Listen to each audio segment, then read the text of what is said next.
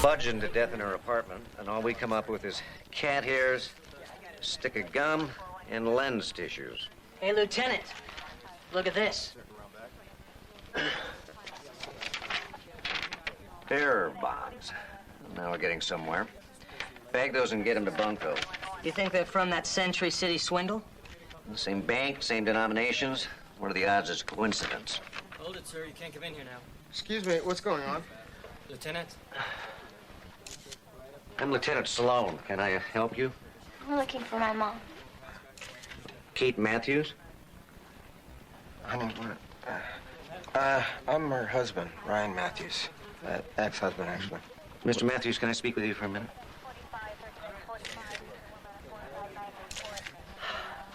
I'm sorry, Mr. Matthews, but I'm afraid your wife was murdered last night.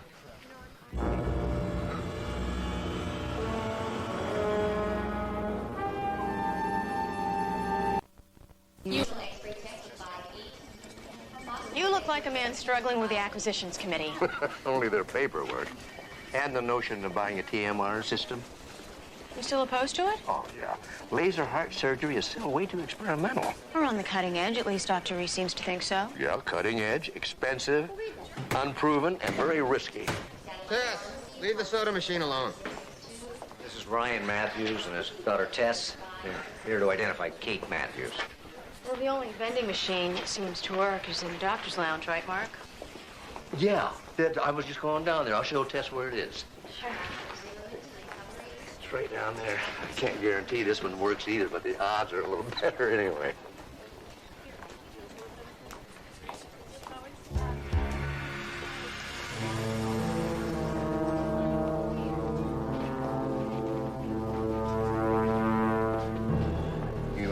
Sure you're ready for this? Let's get it over with. Mr. Matthews, I need to caution you on one thing. I know. There's been a lot of damage. It's liable to shock you.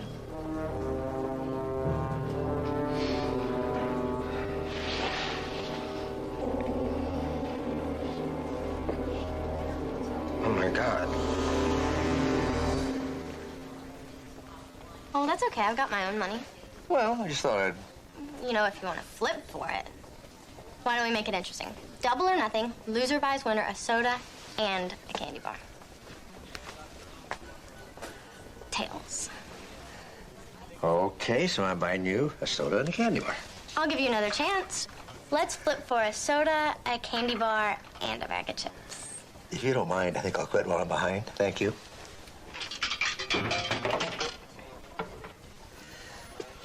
Tess, about your mom. I really don't want to talk about it, thanks. Well, I know you don't, but sometimes you need to talk things out. No, I don't. You see, Dr. Sloan, it's no news that my mom's dead. My dad told me she died in a car wreck when I was a kid, so I'm pretty much used to the idea. Start getting unused to it, kiddo. Whoever that is in the morgue, she's not your mom. The victim was your wife's friend, Emily. Never heard of her. Last week, Kate showed up in Smithfield, Utah, where I was working as a security guard. We had an argument, she left, and I decided to come to L.A. to, I don't know, try to patch things up. That's it. Did your ex-wife ever mention a man named Gavin Cutler? She worked with him once, a long time ago. We lifted a set of his prints from her apartment. Off the murder weapon? No. Is there anything you can tell me about this Cutler? You want me to list all the swindles he's gotten away with? Or the murders? You already know all about that. And about the dirty bunco cop who let him walk. I wasn't dirty. You were just married to one of the cons on his team. And all the evidence just happened to disappear. Interrogation by insinuation. I used to be good at that, too. You used to be good at a lot of things until you helped Cutler. As a favor to your wife. Ex-wife. Look, I don't know anything about your murder victim. I'm not going to sit around and talk about old times. Did it ever occur to you that Kate might be in real trouble? Then maybe you should be out looking for her instead of chatting with me. Thanks for the advice. Meanwhile, I need to know where to contact you. In case I decide to waste more of my time. We just got into town. We don't even have a motel room. Why don't you come out of my house? You can get a shower, the both of you, get some rest, and you can go look for a place. No, I was just beginning to see grubby as the style. Are you sure? Yeah, we'd go out there right after I finish my shift at the hospital. Dad, I need a couple things clarified on the ME's report. Excuse us. That's a very troubled young woman. Yeah, I kind of figured that. She's on the verge of more trouble if somebody doesn't sit her down and talk to her. You remember the time you decided to bring home the stray dog? Which one? The one that bit the mailman. You've lectured me about that before, you know. And you always ignored me. Just like you're doing right now. Well, before we didn't have a murder Jane Doe. Who murdered her and why? That's the question. What, bearer bonds? Mm-hmm. Part of a $300,000 swindle. But I don't think Ryan and Tess had anything to do with it. Oh, no, nor the murder of Jane Doe either. You know, they could be the key to helping us solve it, though. Thanks. Head.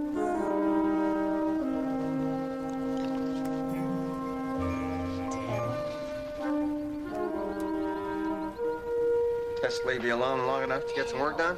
Oh, sure. As a matter of fact, I enjoyed the diversion. This stuff's overwhelming. You being audited? Oh, I wish I were, but this is worse than the IRS. We're talking TMR here. TMR? Transmyocardial revascularization. It's an experimental treatment. They use lasers to cut little narrow channels right through to the heart muscle, you know, past any occluded or blocked arteries. And it allows the ischemic areas of the heart to be bathed in oxygenated blood. I lost you, didn't I? Not at all. I'm the only member of my family that didn't become a doctor. Really? Dr. Sloan. Yeah, he's right here.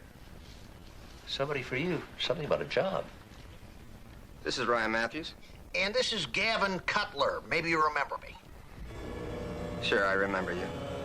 I was just calling to say that if you want to see Kate again, alive, then you and I need to talk.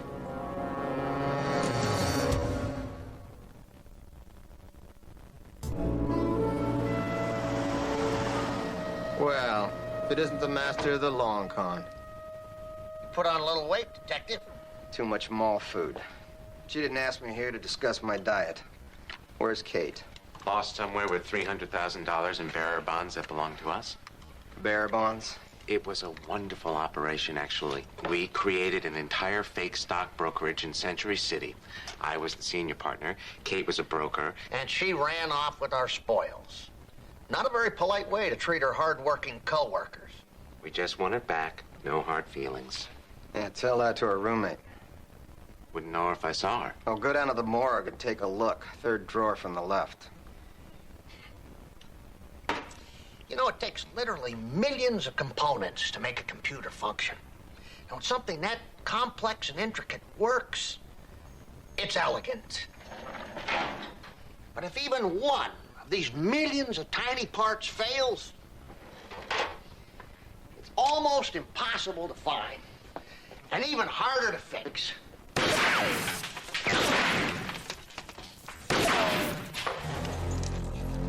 Sometimes it's just not worth it.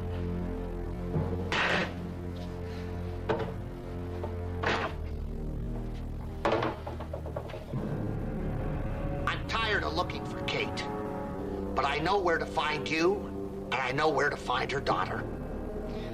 We have nothing to do with this. All we want is our money back, so if you'd bring it by tomorrow after you find Kate, we'd be grateful. I'm sure Tess would be, too.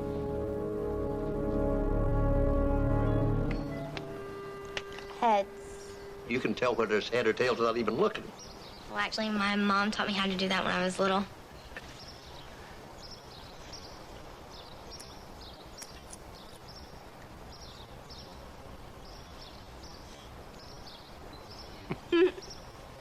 You like to play tricks on people?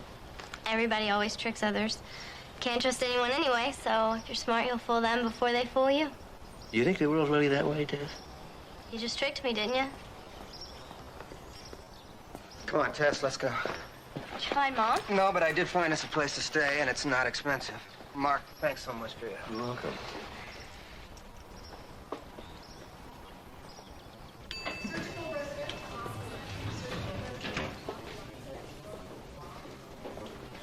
Okay, Dad. Do you want to tell me the truth? What is it? What's really happening? Your mom's gotten herself into a lot of trouble. If we don't go back to Smithfield, we'll be in it too. No. I'm not going. Tess, she's on the run. She could be in Brazil by now. Last time we abandoned her, I didn't have a vote. This time I'm staying. I'm gonna help her. I tried that once too. And that's how I ended up as a shopping mall rent-a-cop. She's my mother. I can't walk out on her now. Dad, it's time to stop. Tess, I wouldn't even know where to begin looking. Well, maybe I do. Where did you get this? From Mom? Last week? Must have meant a lot to her, else she wouldn't have kept it so long. We spent every weekend at that cabin. A lot of years ago. Maybe that's where she is now.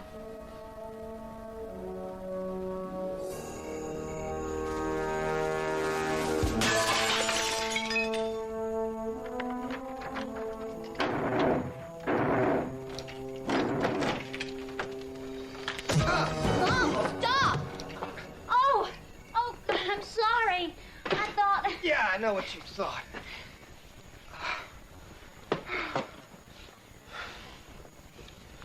Oh, love what you've done with the place. Although the truly fashionable rat holes have shredded newspaper on the floor. You come all this way to criticize my decorating skills? We heard you were in trouble. I'm fine. I'll bet. Nothing like $300,000 to ease life's little troubles. The real bonds were in the briefcase when I left them at the drop for Cutler. Someone must have followed me and stole it. Well, it's comforting to know you're an honest crook. Dad, don't. What I do to survive stopped being your business when you took my daughter and abandoned me. Well, it started up again when Cutler threatened us. Tess, I am so sorry. Look, we've had enough apologies. Just give me the bonds. I'll see to it that Cutler leaves us alone. All of us. I told you, I didn't steal those bonds. I'll make sure Cutler knows that it was just an innocent accident that you ended up with 300 grand of his money. Now hand it over so we can get on with our lives. Why do you believe Gavin Cutler over your own wife? Well, maybe it's because Gavin Cutler's never lied to me. Dad, stop Get it. out. I'm not leaving without you. Honey, I wish I could. Kate, look, we found you. So will they. None of us are safe. Then I'll just have to go talk to Gavin Cutler. You can't. To keep you safe, there's nothing I won't do.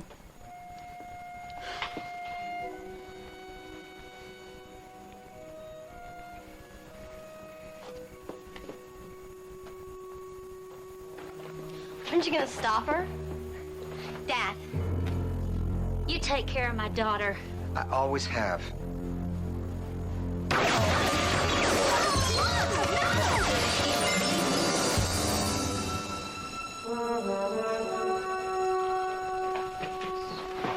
Mr. Matthews, I'm Dr. Travis. How is she? Your wife has a condition called hemothorax. What does that mean? Blood from a wound is still in the chest. But she's gonna be okay. We placed a tube in her chest to drain it. Right now, we have to wait and hope that she stabilizes. That is until she's doing better. Tess, I want you to stay with the officer. Where are you going? Oh! You used me! Perhaps you didn't see the sign over the door. It says employees only behind the counter. You used me to lead you to Kate so you could gun her down right in front of my daughter. Explain to me how I can get Kate to give me the bearer bonds if she's dead. She doesn't have your bonds. Then why did the police find some of them in her apartment? I'm sorry. Did you think you were the only cop who ever did me a favor? Then who shot her? Don't know, don't care. Just want my money. I don't have 300 grand. Sell your daughter into white slavery. Auction off your wife's organs. Get a paper route.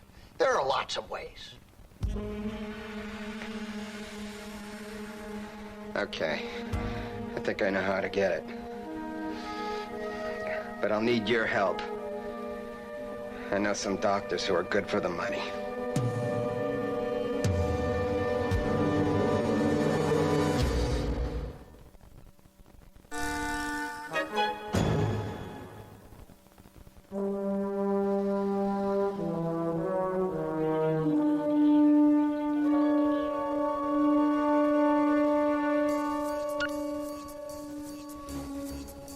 No, I already talked to the people at the Bay Area Clinic. And they said they've already maxed out their R&D budget for this year, but next year's a definite maybe. No, I know the company can't survive on maybes, Mr. Ward, and it shouldn't have to. You guys make a terrific product. Yes, I really do believe that, sir. All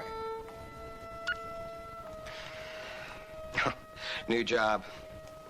Right about the same time my wife gets shot. Some timing, huh? Well, congratulations on your job. Who's the lucky employer? Oh, Kendine Medical Technologies. I'm their newest sales rep. I don't think I've ever heard of them. Well, they're fairly new, based in Sacramento. And would you believe it? Or rather, our main thing is one of those heart laser systems Mark was talking about. TMR? Yeah. Thanks to Mark, I knew enough to talk my way into a job. Just haven't been able to talk anybody into buying one. Well, TMR is still experimental as well as expensive. Yeah, and the only system around that can save patients with severe angina when standard bypass won't do the job. Straight out of the brochure. Well, you sold me. Now all you have to do is convince the acquisitions committee. Hey, I'd be happy if I could just set up a presentation. Then maybe I could hold on to this job long enough to make a sale somewhere. Well, setting up a presentation shouldn't be all that difficult. Maybe I can help you lay down the groundwork.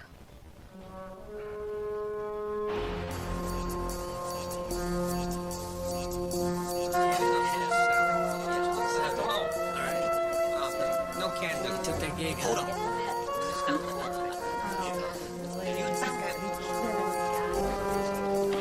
Next. Name's Morris Wheaton, formerly Dr. Morris Wheaton. I work with Ted McGill out of Dallas. What brings you to California? Well, it gets hot in Texas sometimes. And did you do anything else there besides sweat? I was in on the San Antonio MedTech deal. I was part of the crew that relieved Dallas Hills Hospital of its pension fund. I heard somebody died on that job. Yeah, bad planning. You know, McGill, you know that happens. Are you up to date medically? Do you know about TMR? I may be defrocked, but I am current. Transmyocardial revascularization. An alternative treatment which utilizes a CO2-based laser. That's fine. Just show up and make sure you look like a rich heart surgeon. Next. Oh, no. Send him home. We don't need him. Back when I was working bunco, young Jake here ratted out all his pals on a 10-10 deal. It's nice having the inside track, isn't it? Jake, we've got nothing for you today. Thank you. Next, please. I'm Patrick Norton. Have you ever worked a long con? No, but I've done a lot of pigeon drops. Used to deal 3-card money in New York. You ever shilled on a health scam? Oh, lots of auto injuries. Practically invented the swoop and squat. How long you been smoking? 3rd grade. This guy's perfect. Okay, you gonna be all right. You tell me here, Mr. Norton. It's just like last time, Doc. Feels like I got a semi parked on my chest. You've had this before? Angina, same pain in my jaw, my arm. I called my doctor. He's gonna send the paperwork over. Okay, good. Well, right now, why don't we see if we can't make you a little more comfortable? All right, coming through.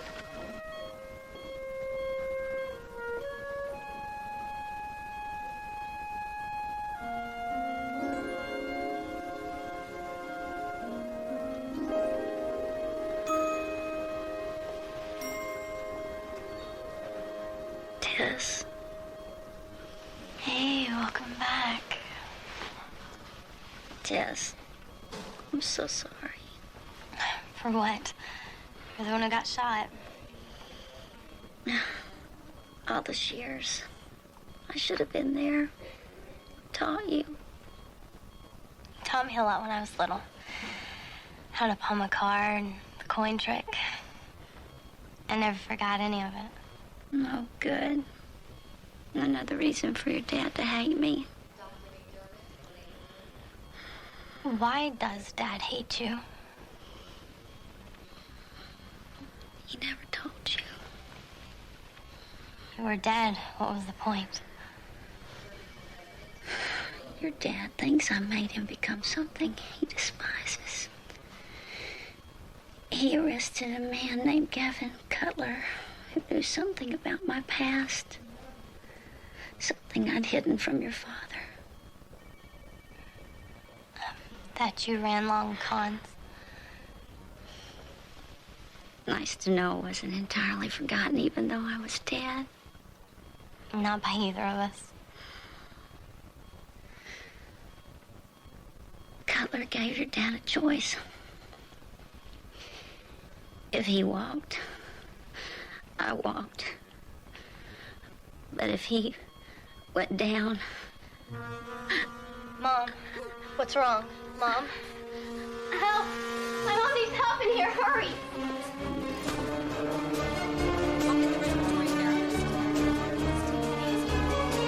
Let's get the oxygen.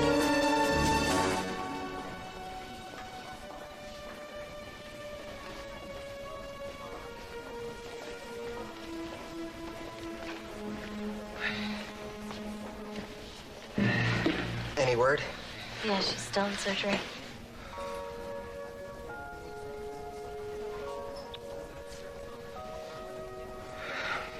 Tess, I have to go. I have a meeting and... That's right. Forgot how much you cared about her.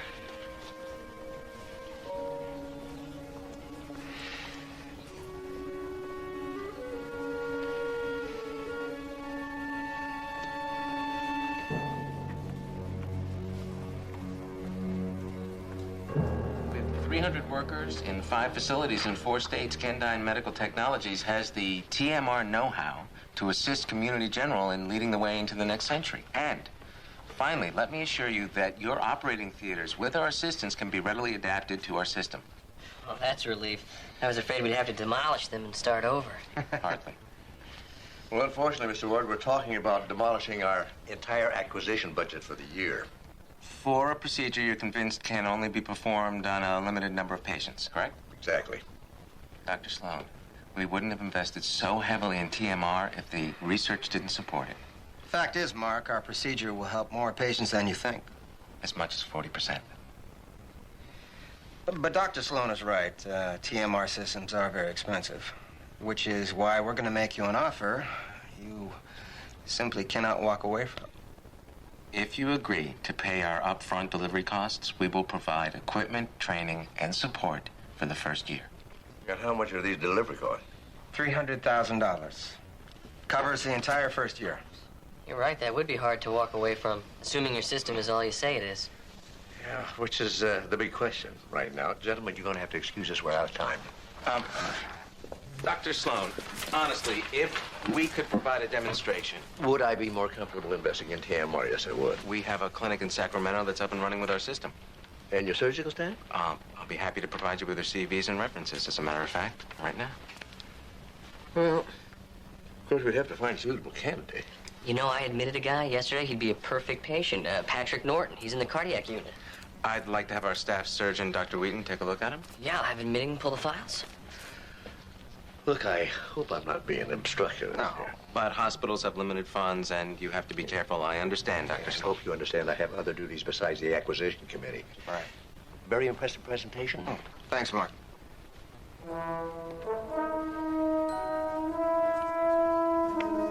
Heads. Tails.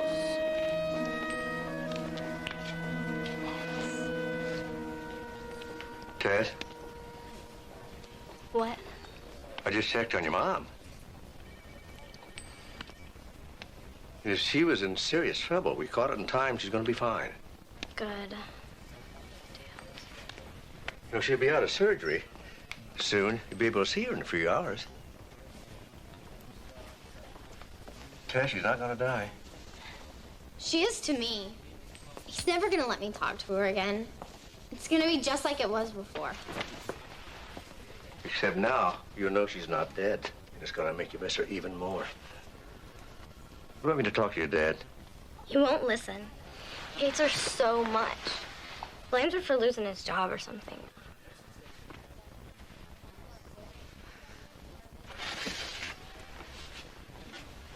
You know, 6 years ago, my daughter married a terrible man. And she wouldn't listen to anything I said. And I got angrier at her, and finally we didn't talk at all. But you didn't tell people she's dead. I didn't talk about her at all. For years, I just pretended she didn't exist. And then one day she came back here and made me realize how much I missed her. It's not how my dad felt when my mom showed up. Are you sure?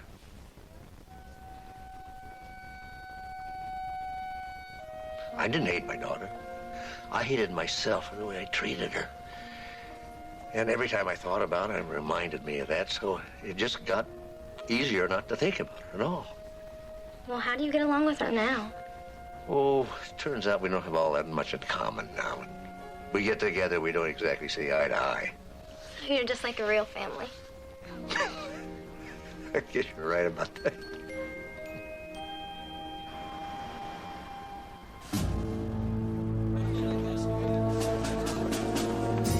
Are you Lieutenant Steve Sloan? That's me. FBI, Special Agent Ilona Odell. This is Agent Polk. Please, sit down. You've been asking questions about Gavin Cutler. He's wanted for questioning concerning a murder. I want you to back off. No, what you want is your boss to talk to my boss. Until then... I was trying to steamroll you, Lieutenant. I apologize. Apology accepted. Maybe you just better tell me what this is about.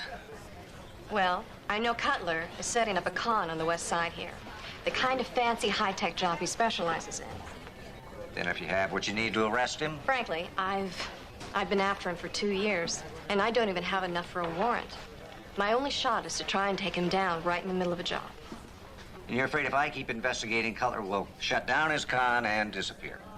And I will have spent the last 2 years of my life for nothing. All right, I'll hold off for 24 hours. But when you bring Cutler in... Well, you can talk to him all you want. Deal.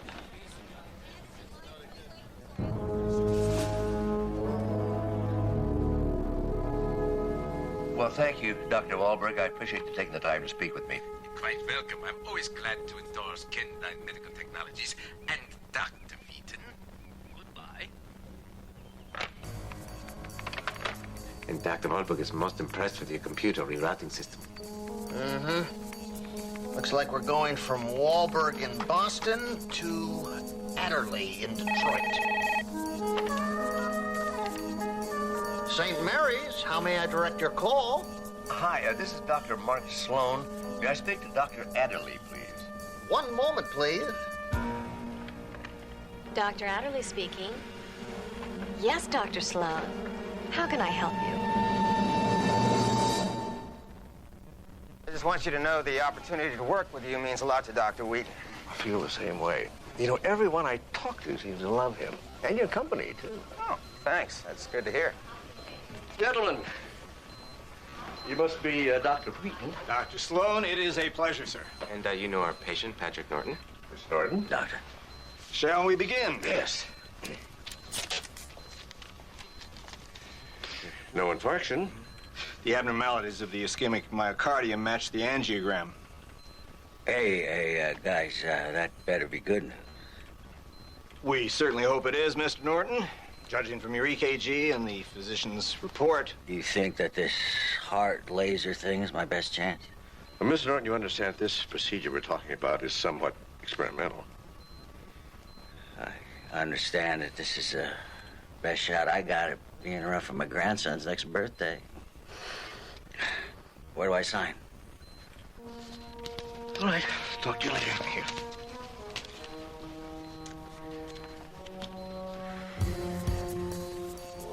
I didn't know you guys had rigged that thing. I'd be one scared puppy about now. Mr. Norton has signed all the necessary paperwork so that the procedure can be performed at our clinic in Sacramento. Which also means Community General is completely off the hook, liability-wise. Well, our concern goes beyond legal liability, Ryan. Yeah, we're talking about Mr. Norton's life here. Exactly. And that life has to be saved, which is why he must undergo TMR immediately. Dr. Wheaton will accompany him on the air ambulance tonight. Aren't we rushing things just a bit? Well, it's our logical next step, Dr. Travis. We've given you our pitch. Dr. Sloan has checked out our references. All of whom gave you high praise, incidentally. So what's left but to see our system in action? The only thing is I don't see how we can get to Sacramento on such short notice. You won't have to. We can set up a real-time video conference right here. We can stay here and you can watch the whole thing. At 9 a.m. tomorrow morning. Good, we'll be here. Thank you, Mr. Morton. Ryan, Mark.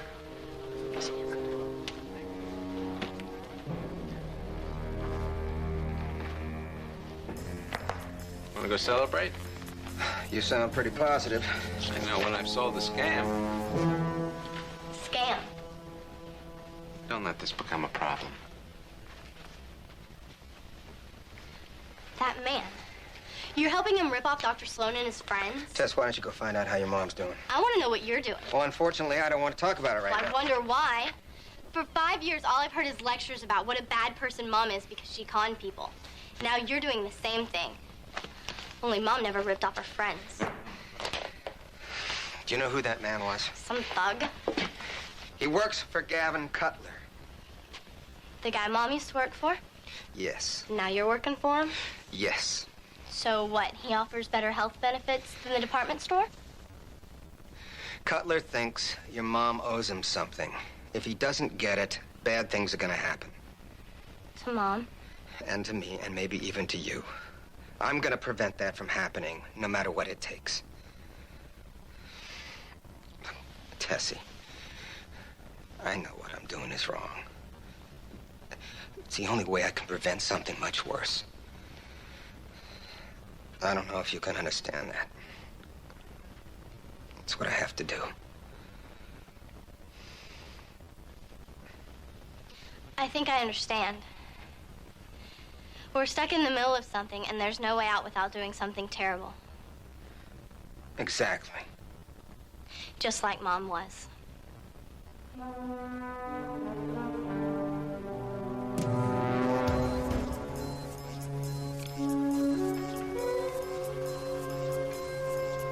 All right. How was that? Terrific, except you got behind the tape twice. Odell, you dropped a scalpel. Hey, it slipped, okay? Norton, you sneezed. I couldn't help it. It's dusty in here. Next time, help it. Our audience is taking their seats right now. Rehearsal is over. We are online and logging onto the Kendine website now. Places, everybody. It is definitely showtime. Pulse 65.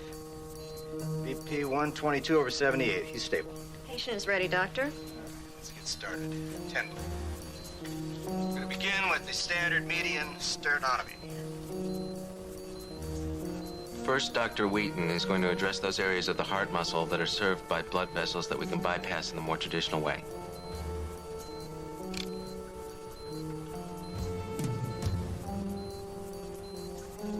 Now for the pre-recorded portion of our evening. Must have a little online static here. Okay. All right. You heard us cross clamp. We're on bypass. Hey, team, that's good work. It has to be the fastest two-vessel bypass on record. Just wait. Once we reactivate the heart, the fun really begins. Clear.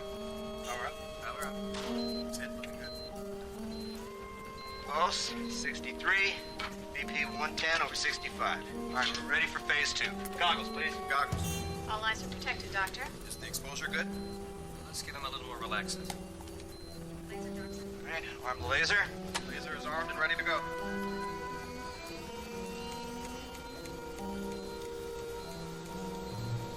Wow.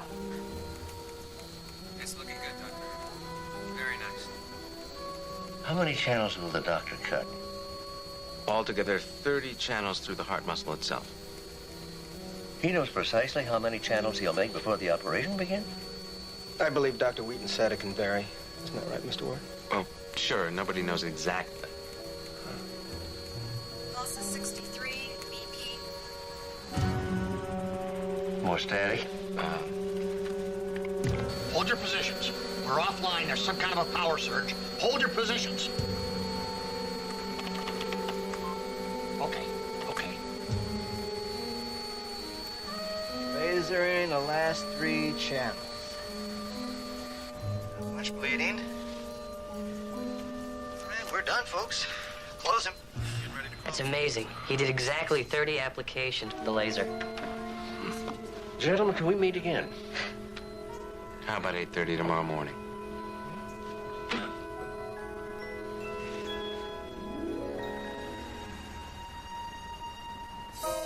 Look at that sinus rhythm. Amazing improvement. Almost as amazing as paperwork involved with every little detail in this hospital. Well, there is still one bit of paperwork. Yes, one little item here. The board has authorized me to present you with this cashier's check for $300,000. Thanks to you, gentlemen, the hospital is finally getting a TMR. Or as Dr. Favis puts it, finally stepping into the 21st century.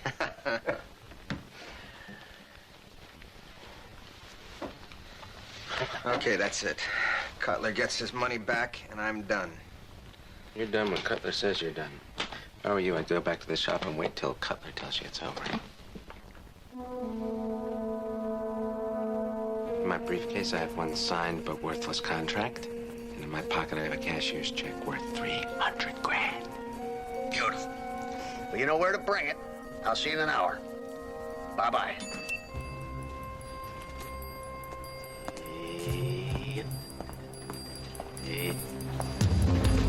Oh, okay, you can take the card. Be cool, man. Be cool. Here, you want my wallet? Fine, no problem. Oh, Rolex? No problem. That too. What? What? Oh, no, not that. What are you doing? Let it...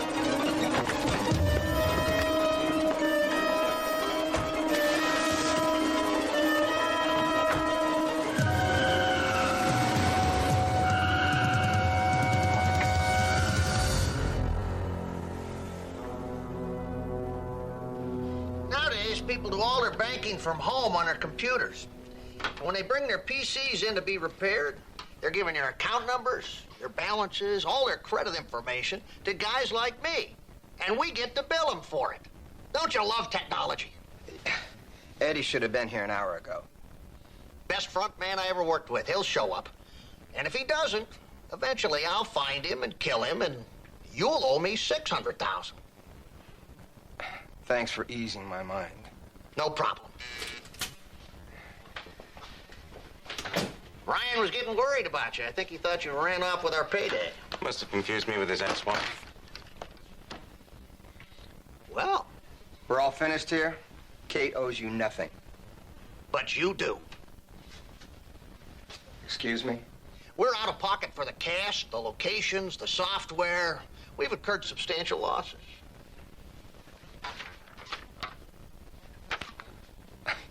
You expect me to come up with another 150,000? You've done it once. I'm sure you can do it again. Excuse me. Hello. I paid $300,000 for a TMR program. I'd like a refund. I can just take my money and be on my way, thanks. How long did you know you were being taken, Dr. Sloan? Well, I'll tell you, Gavin, I think it was when he got a job with a company that sells TMR setups. That kind of a coincidence always bothers me. But I wasn't entirely sure till Eddie here showed up as Mr. Ward. was those lens tissues. I don't see how a tissue could destroy an intricate long con. Well, unless you find one just like it at a murder scene. You know, Emily and Kate, neither one wore glasses. Anyone could have left a tissue. It proves nothing. If you knew it was a con, why'd you let us go through with it? Well, it was the only way I could find out who killed Emily and who stole that $300,000. Now, my guess is that Eddie was planning some of the bearer bonds to frame Kate when Emily walked in on him. Excuse me? This isn't a drawing room, and you're not Jessica Fletcher, so what's to stop us from shooting him where he's standing and us going on about our business? Well, for one thing, I'm the one holding the gun, Eddie, and for another, I'd like to know who done it. I'll shoot him afterwards. I think he's wearing a wire. He's not. I have sensors everywhere. My beepers would have gone off the second he walked in. Doctor, please, continue. I'll need a minute. Oh, you also shot Kate. Stop that. I did not. It's all right. They're with me. You recognize these gentlemen, Eddie? This is insanity. Shoot these people now, and let's get out of here with our money while we still can. See, the only way that I could prove that Eddie killed Emily was to get him to confess that he was the one that took the $300,000. And he did. I didn't admit anything. Well, not exactly in words, but by deeds. These gentlemen robbed Eddie out in the parking lot. They took his car and his wallet. And my Rolex. And his Rolex. And also this, the check from Community General. See, Eddie knew he couldn't come back here empty-handed, so what did he do? He cashed out those bearer bonds he stole from you. Eddie. I love a whodunit. It's always such a surprise. Maybe this is a good time to mention that I'm a police officer. And this place is surrounded, and you're all under arrest. Thanks, I appreciate you letting me say that. Boy, you guys are slick. I love a good con. Thank you. Expand your back.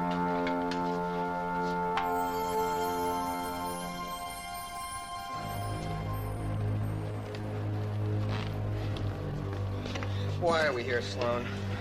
Can't wait to humiliate me in front of my family? No, we want to thank you for your help. What help? I tried to scam you. I don't remember it that way. That's certainly not what it says in my report. Without you on the inside, we never could have taken Cutler down. You know, Katie's decided to turn state's evidence against Cutler. I don't think he'll be bothering anybody for a long time. I don't understand. You had a gun to your head, Ryan. We know that. You didn't have any choice. Now you do.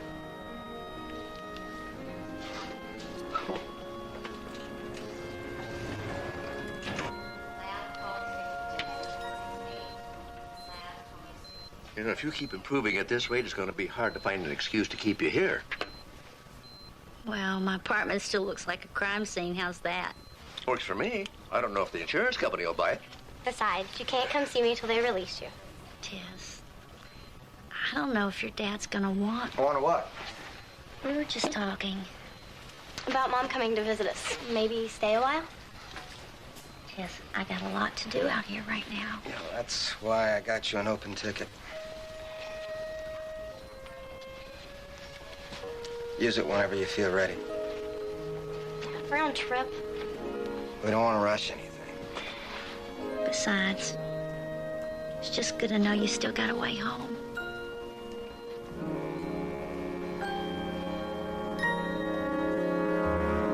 Well, that turned out pretty good. Yeah, I have to admit it did. Enough to warrant a celebration? Yeah. Del Floria's? Great. You want to flip and see who pays? Yeah. We'll use mine. Ready? Heads. Heads it is. That's my two-headed quarter. Mm-hmm. And you're buying.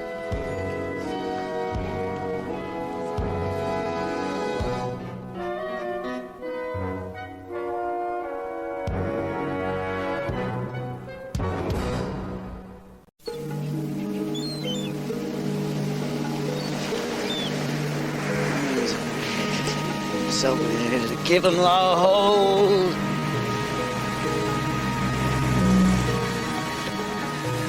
Free the hold. Up there, down there, clocker those mockers. I left Sophie this morning. Why? Why do you think? So I could be with you.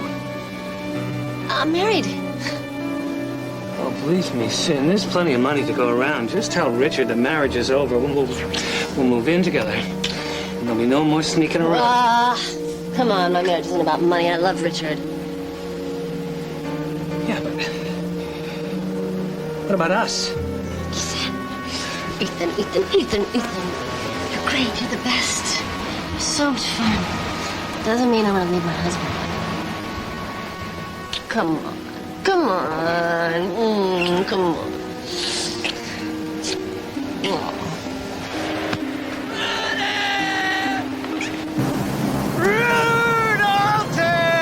Cynthia, you mean everything to me. Ooh, flatterer. Oh, dear! Oh, dear! Hey, get out of here! Run! Ethan! You want to go to jail? Ethan, Buster, get in here! Rid of the neighbors. What is wrong with you? I am just sick and tired of that bum. Look. Richard will be home any minute, okay? He'll take care of it. Come on. You gotta go. I love you. Go.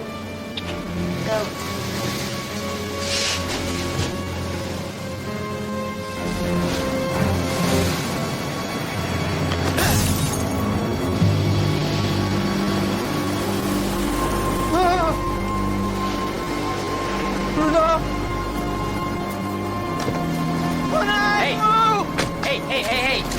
Sorry, buddy, but you're gonna have to take it somewhere else, okay? Guru, Roy, Diane. Well, Roy, you're gonna have to find a better place to camp. No.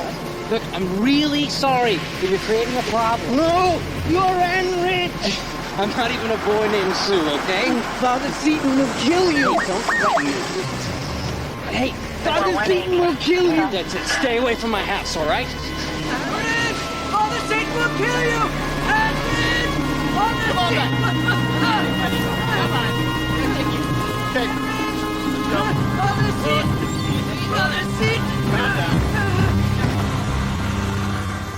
I'm not enriched. Good. What is your name? Sol Agnew Gore. 2 vice presidents and bipartisan to boot. You know, I'm impressed. Has the doctor ever put you on medication? Jesse, could I see you for a minute? Get out of my head! George? Help me. Father Seton wants to kill. George had such a wonderful creative mind. You know, I remember one day I was teaching, and George raised his hand and started talking. It wasn't making any sense at all. And I thought it was me, that I didn't understand his thinking. Then he started talking about voices in his head, and it was the beginning of schizophrenia. Couldn't you get him to agree to hospitalization? We got him into treatment, all right, but he just walked right out of the hospital. Never came back. Well, Steve and I found him wandering around the beach at Venice, and we persuaded him to come back into treatment. And then? Well, you know, pharmacology wasn't as sophisticated as this today. He complained that the medication made him groggy, made his mouth twitch. Tardive dyskinesia. Exactly. And you couldn't get a 5150? Well, he wasn't showing any violent symptoms at all, so we couldn't hold him involuntarily. So the third time he turned down treatment, we had to let him go. Couldn't do anything about it. Cynthia told me you left your wife. How's Elliot taking this? Well, he's 14 and furious. Are you sure you can't stick it out until he gets to college? I don't think it's a little too late for that now. Are you sure? Well, what about you? What about me? If Richard had a fling, would you forgive him? Richard doesn't have flings. No, supposing. Oh. Well, I guess you don't know the answer to that till it happens. It's not a worry, believe me. What about you? If Cynthia had an affair, would you forgive her? I don't know. I mean, I guess it would depend on the circumstances. I did the unpardonable. I fell in love. Wow. Is this woman in love with you? I thought she was. She's a happily married woman, this lady, isn't she? How can you possibly know that? Oh, well, see, now, a single woman would be thrilled to have Ethan's announcement, but a married woman would choose a married man because a married man is safe. Oh, great. So to me, she's the love of my life. To her, I'm merely low risk. Yeah, but why would a happily married woman have an affair? Oh, come on. Change? A little excitement? Taste of the forbidden. Well, I must lead a very sheltered life then. I'm not going to suggest you do what I did, Richard, but I gotta tell you, the sex was great. What are you gonna do now? Get on my knees and beg. Well, that's great. I think Sophie will listen. He's not talking about Sophie, are you? No, I'm going to tell my married friend that I love her so much. I'm willing to continue the affair on her terms. Well, she should tell you to go straight to hell. But when you say it like that, she just might say yes, Ethan.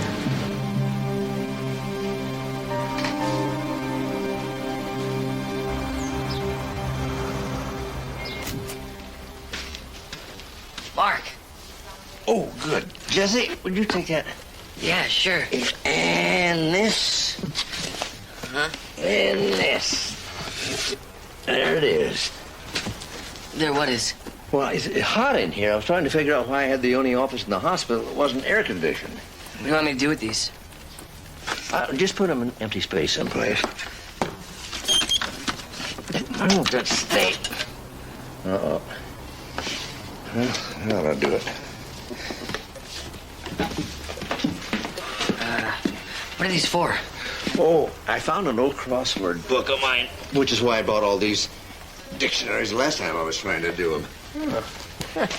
Maybe I could help. You do crosswords?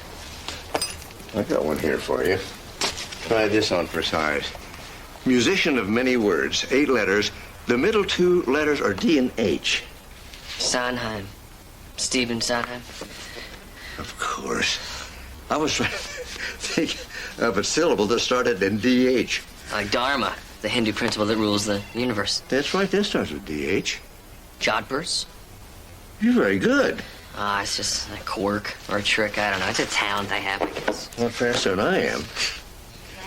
Did you want something? Yeah. Dr. Burke said that George is stable and he's ready to release him. Oh, no. Yeah, so maybe you can go talk to him. Well, he's not going to listen to me.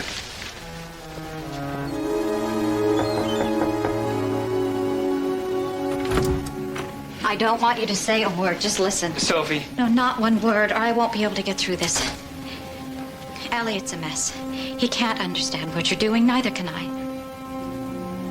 So I'm making a one-time offer.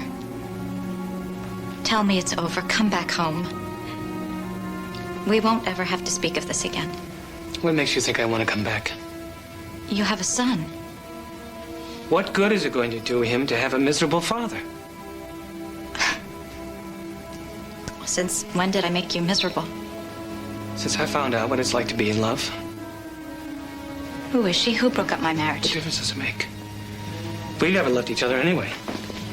You married me? Oh, you bastard. I had money.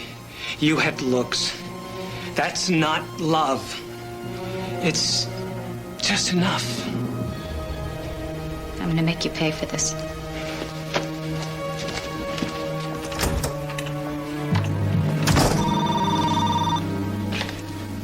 Hello. You alone? No. I seem to have an extra pair of tickets for Aida tonight. Care to join me? Let me check with Richard. Who's that? Ethan has an extra ticket to Aida. Is that the one where they're sealed in the cave and use up all the air by singing? Yes, it's a beautiful love story. Mwah. Go. You sure you don't mind? Let's see. Ethan gets a friend when he needs one. I get to stay home. And you get to go see that ridiculous opera. Sounds like a great deal to me.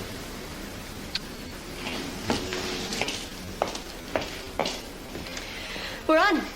He doesn't know a thing, does he? Nope. Say, listen, I have to be at the Beverly Hills Hotel. Why don't you pick me up there at 6? Yeah? I'll see you then. Goodbye. So the police didn't press any charges? They hardly ever do in cases like this. Then maybe we can have him arrested. What for? I don't know. Disturbing the peace. Well, he spent a couple of days in jail. That doesn't sound good to me. He's just gonna be back out on the streets again. If I can just get him to stay. George. No. You don't even know what I'm going to ask you yet. No. George, if you could just stay a few days, we can adjust your medication. No. You could have some clean clothes, nice bed. It may be too late. Too late for what? Father Seaton is going to do something terrible. Sorry. Is that who I think it is? Yeah, George Lawson. Could have been a great doctor. What I knew. Alien jumping!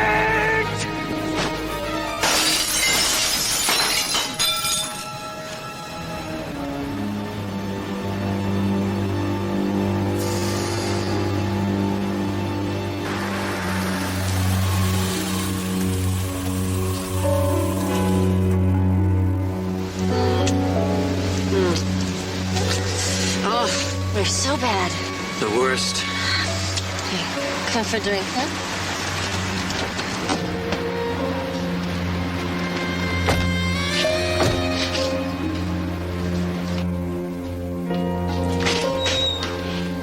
Richard, eating with us. What is that? No. What is that? Come on. I'll call the cops. Come on.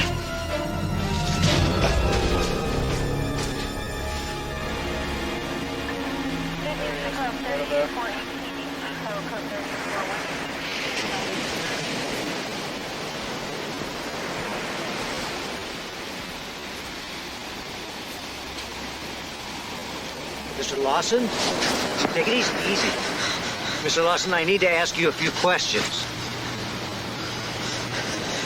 You're Eli. Eli the cop. I'm Lieutenant Steve Sloan. Dr. Mark Sloan is my dad. You saw him at the hospital yesterday? You remember? Yeah, look in your bag. It's Demon Truth.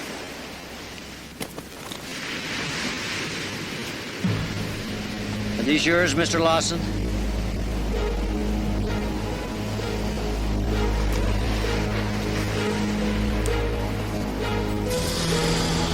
Is this knife yours? Father Seaton. Demon Truth. Father Seaton. Demon Truth. Father Seaton. I'm sorry, Mr. Lawson. Put your hands behind your back, please. Mr. Lawson, I'm placing you under arrest. You understand what I'm saying to you? Father Seaton did it. Father Seaton. Father Seaton. Carl Mason. George, I'm Dr. Jesse Travis. I've treated you here before. Where's Carl Mason? Jesse, this man needs to be put in lockup. Yeah, not until we get him stabilized. Take Dr. Burke and tell him you need him in the ER stat. Condiment. Stay with him in the ER. George? Believe the Tin Men icon. George, I'd like to believe you. I don't know what you're saying. Let's go. What happened? Just a second, Dad. Look, take down anything he says, no matter how little sense it makes. What happened? It looks like one of your former students may have committed a murder. No. Are you sure? We found him on a beach right outside of the crime scene. Who was it? The victim's name is Richard Fielding. How do I know that name? He's the homeowner that called the cops on George Dawson 2 nights ago, naming premeditation. If we could just have found a way to commit George, it might never have happened. Dad, you can't blame yourself. Is that when I tell Richard Fielding's widow? Dad, sometimes people just slip through the cracks of the system. A man's dead. I failed a patient and a student. Can't just rack that up to the system. Let it go at that.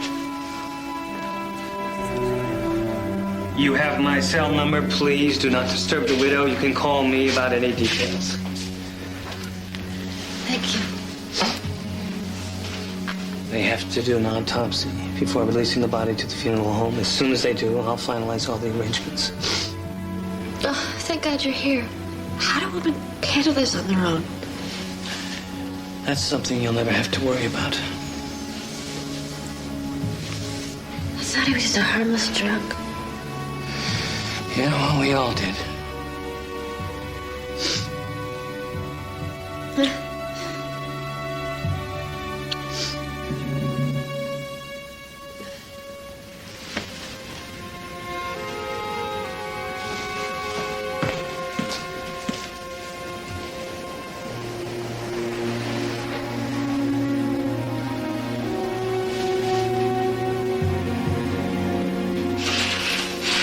George, you know what happened?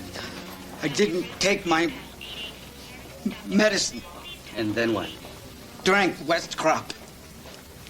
What does West Crop mean, George? West Crop. It means West Crop, you know, another word for pine chew. Tell me something, George. Do you know what a knife is for? Cutting. Cutting what?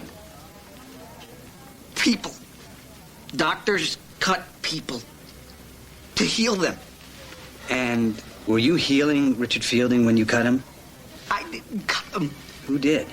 Father Seton. Father Seton used a knife to kill. George, is Father Seton in your head? Sometimes. Like you. Like him. Like an itch.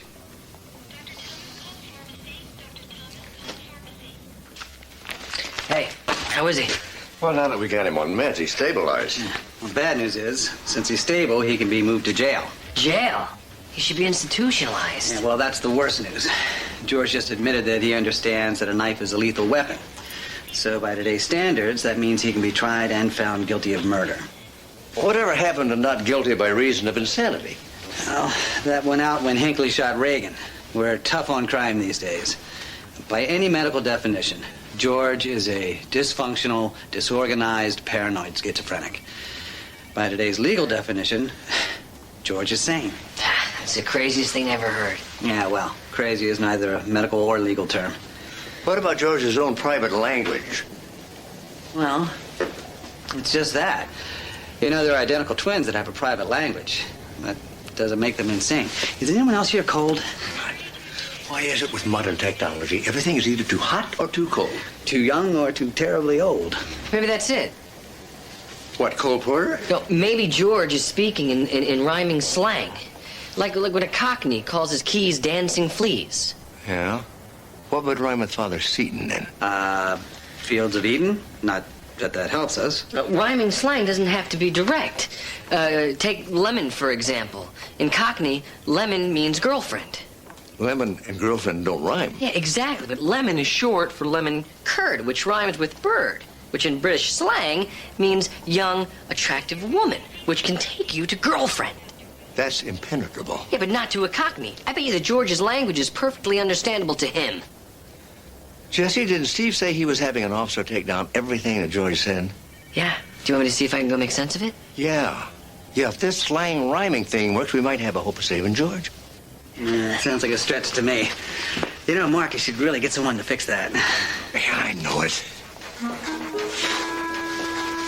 Old hospital.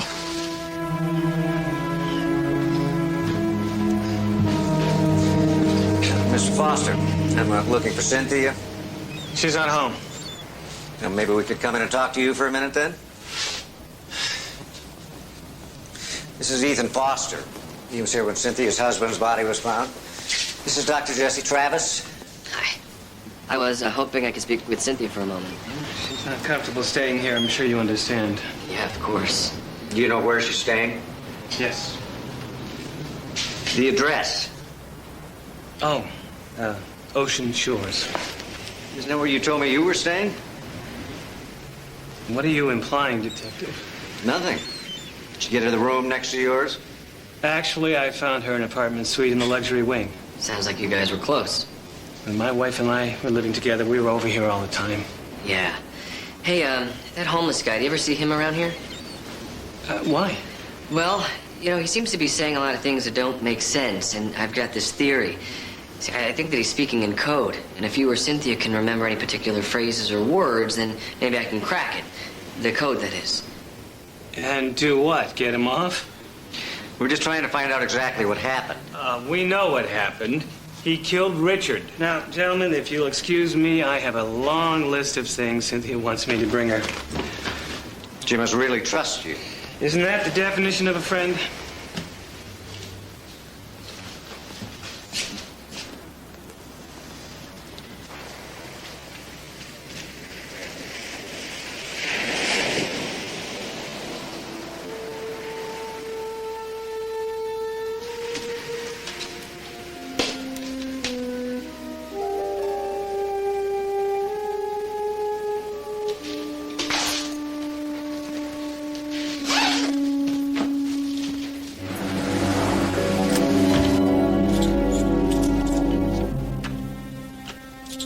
How did you get in here? I'm your wife. I showed them ID. They gave me a key. That won't happen again. It won't have to. Believe me, I have no intention of coming back here to where you humiliated me. What are you doing, Sophie? Following you. Did you know that you can see our opera seats from the side loge? Oh, you and Cynthia were so sweet, nuzzling necks as Radames and Aida sang their farewells. Tell me, did Cynthia know you'd murdered her husband just hours before?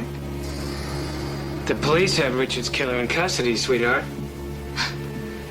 No, dear. The police have the man you framed in custody. You know, you never were a very good listener, Ethan. Now, I want you to try very hard to actually hear what I'm saying. I followed you from here.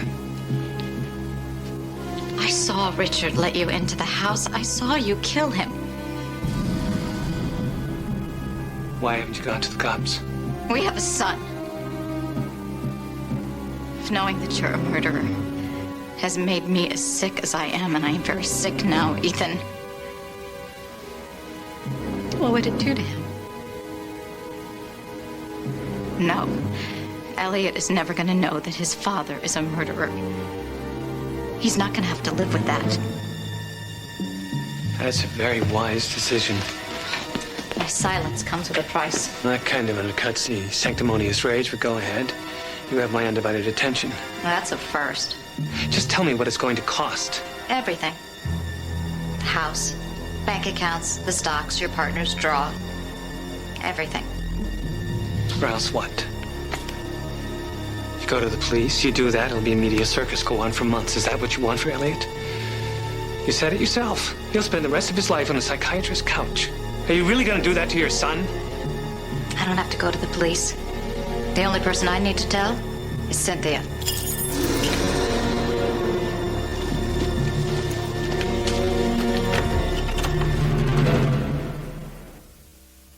You know, Jesse's right. How many women do you know who would let a man pack their clothes? I agree, but even if there was something going on between Cynthia and Ethan, it doesn't mean... Hey, break it up! You lousy bastard! It makes more sense than what he calls most people. Now let him go! It's who you are! Don't start. What is he, crazy? A non-functional schizophrenic of the disorganized type? George, you just gave a complete medical description of your condition. So? Well, all those other words, what are they? Code? It's how my voice speaks. In my head. The voice in my head. I have to talk like my voice. Or what? Bad things, bad things. He is crazy. Just leave him alone, okay? George, we've checked with the Catholic Diocese, the Greek Orthodox Diocese. There's no Father Seton in Los Angeles. Father Seton kills. Are you Father Seton? No! Is Father Seton the name of the voice in your head that tells you what to say? No, that's Dominic Yavi. One last question, George. Were Cynthia and Ethan having an affair? They were true alders. Is that a rhyme, alders lovers? That's a terrible rhyme. No. George, if you just help us understand. I know.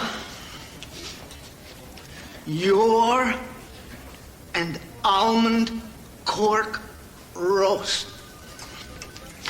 You're an almond cork roast. Rhymes with toast.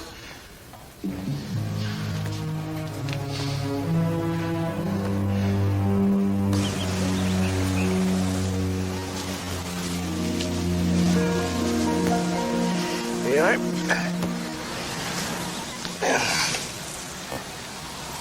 I hope you two will forgive me, but there's really no polite way to put this. Were you having an affair? Yes. There's no point in trying to hide it anymore, I guess. What difference does it make anyway? Did your husband know? I really don't see Richard how. was, very naive about these things. Almost made it too easy.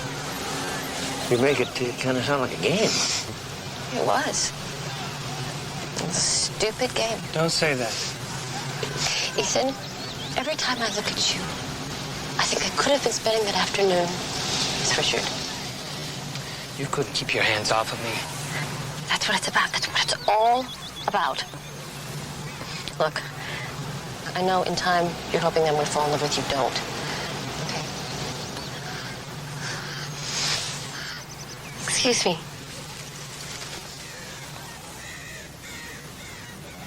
Would you please leave us alone? I take it the romance was not a game to you. I hope you're satisfied.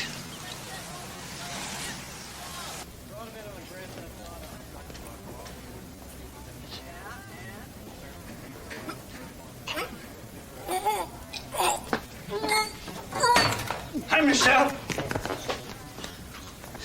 I've got to do an evil room machine.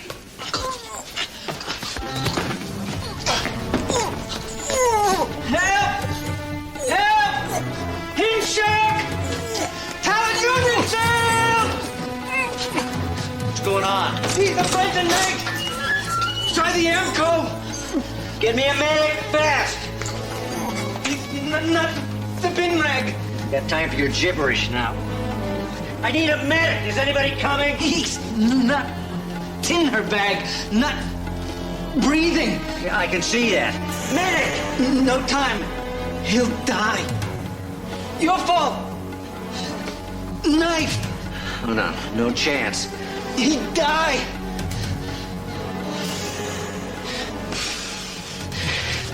Hope I can do this.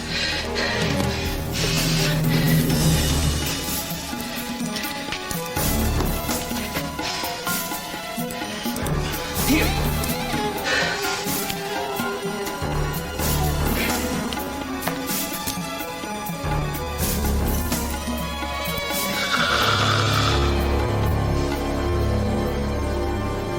In the bar? Yeah. Guess we could all use a drink. Evil hell. Evil hell.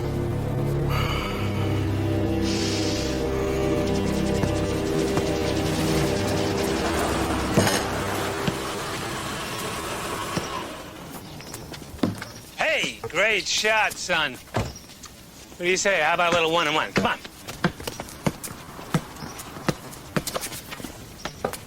I missed. Look, I know you're mad at me. Things aren't exactly great for me right now. The least you can do is listen to me. The least you can do is get off my property. Elliot, go inside. You gotta let me talk to the boy. You don't get it, do you? You have no place here. When I said everything, I meant it.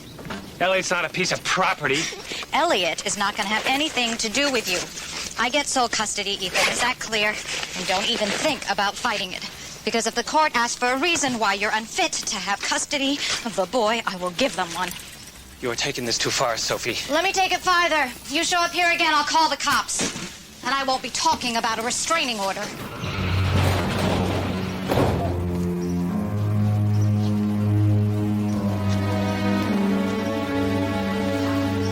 Ed, you still trying to fix that AC? Yeah, I thought maybe if I covered half this vent up, it'd work.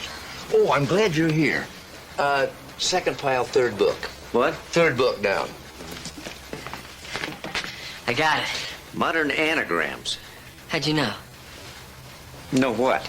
Well, anagrams. George is speaking in anagrams. Anagrams? Yeah, anagrams. You know, when you take the letters from words and make other words out of them. Well, Mark said that George called him an almond cork roast the other day. So? So, I ran it through the computer. Almond, cork, roast. You can do anagrams on a computer? Oh, yeah. It takes the computer about 12 seconds what it would take me hours to do. And what does your computer tell you that almond cork roast means? Dr. Mark Sloan. And Father Seton must be an anagram, too. Yeah, for Ethan Foster. George wasn't raving. He was naming the killer.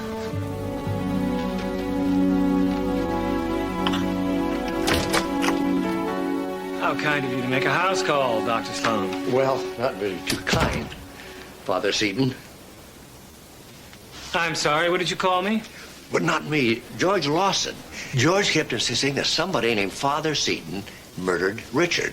It turns out that Father Seton is an anagram for Ethan Foster. Oh, great. So a madman's anagram means I'm guilty of murder. Well, I mean, there's a few other things, too, like the knife. For instance, it had been wiped clean of fingerprints, but not of the blood. Now, why would somebody do that? I really don't understand how crazy people think.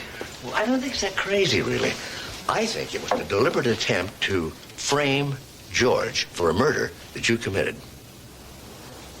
Did I tell you about George's clothes? I'm sure you will. Well, George refused to wear clean hospital garments. In fact, when he was arrested, he was wearing the same soiled clothes he wore the first time he was brought in. Well, clothes do make the man, don't they? Or unmake him, perhaps. See, George would have had to put on new clothes to commit the murder and then change back again. Now, that doesn't fit his delusional pattern at all. Well, try this. It's really uncomfortable to sleep in blood-soaked clothing. Isn't that odd that you would know that? And also, this question of the entry.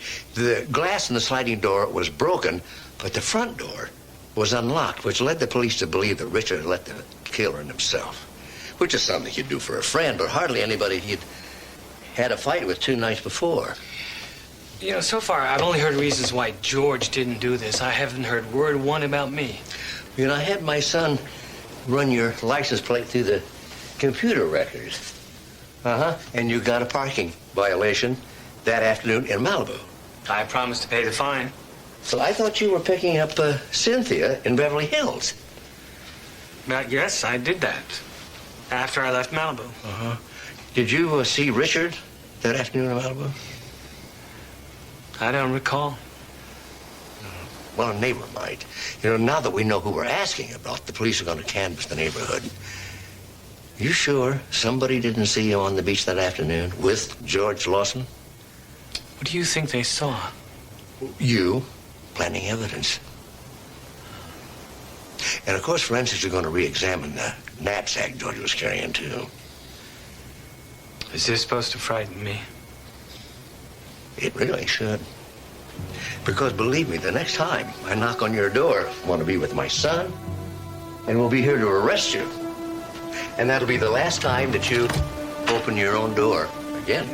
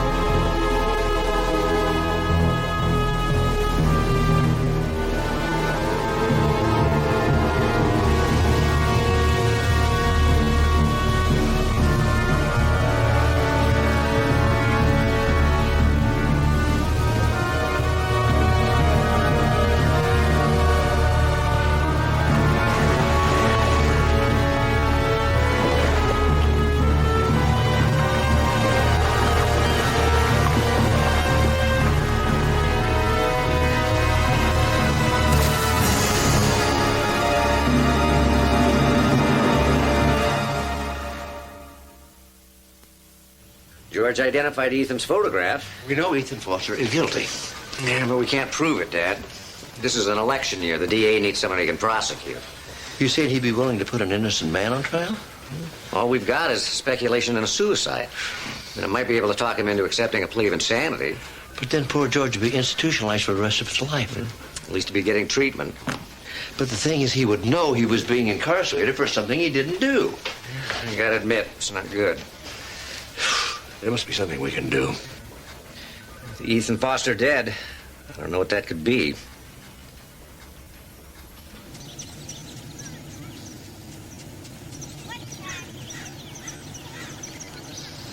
They said I might find you here. Oh, God, Sophie, I just heard. Are you blaming yourself? You knew. And you didn't. I'm so sorry. A little late, don't you think? Yes. I feel terrible. Oh, you'll feel worse in a moment. You have to believe me, I never thought he would kill himself. Of course you didn't. Just like you never thought he'd kill your husband. What? Your lover killed your husband. Why? To be with you.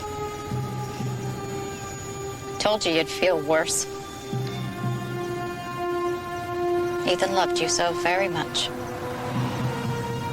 This is a nightmare. What were you thinking? That you were having a harmless little fling? Yeah, that's all it was. Well, two men are dead, thanks to your little adventure. Your husband and mine. Oh, I bet it doesn't feel so harmless anymore, does it?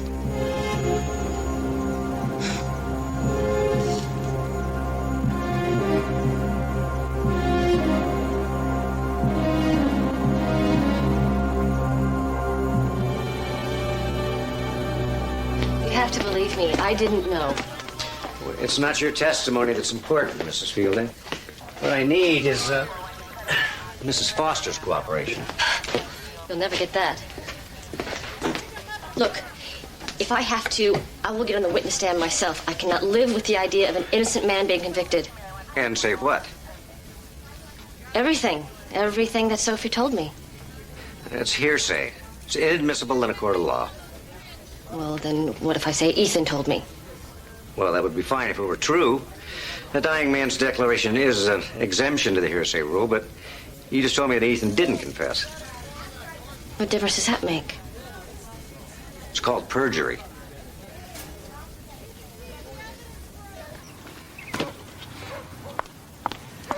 You sure I can't give you a hand? Thank you, Dr. Sloan, but I can manage. You know, I think we should discuss this inside. Anything you want to say, you can say out here. Mrs. Foster, I know terrible things happened, and I know you were no party to them. I'm here to beg you to come forward. I can't do that. Why not? I have a son, Dr. Sloan. He knows his father committed suicide. Do you have any idea what that means?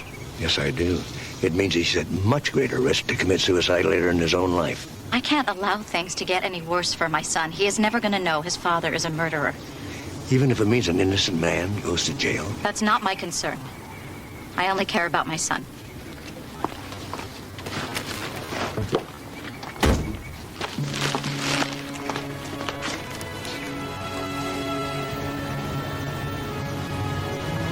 Hey!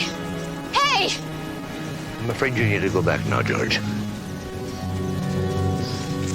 How dare you? What are you doing with my son? Mom, I was just hanging out with my friends. What are they saying to you? That man needs help, Mom. Come on, man. He's homeless, he's sick, and he's been accused of murder. It's none of your concern. There's this woman, and she knows that he didn't do it. She can prove it, but she won't. Did it ever occur to you that this woman might have her own reasons for keeping quiet? What are you talking about? What if this woman, what if she's afraid for her own child? I don't understand. What if she doesn't want to cause her own son pain? Mom, if I were that kid, I'd rather feel the worst pain in the world than discover that I was responsible for an innocent man's conviction. You haven't told him, have you? No. Told me what? Told me what? I hope you're right, that this is the right thing, Dr. Sloan.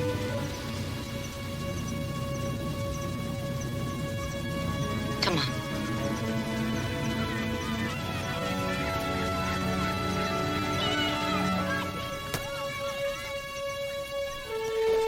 But you haven't seen Barba himself? Listen, Cheryl, something just came up. Could you stand on alone for a couple of more hours? Call me if anything happens.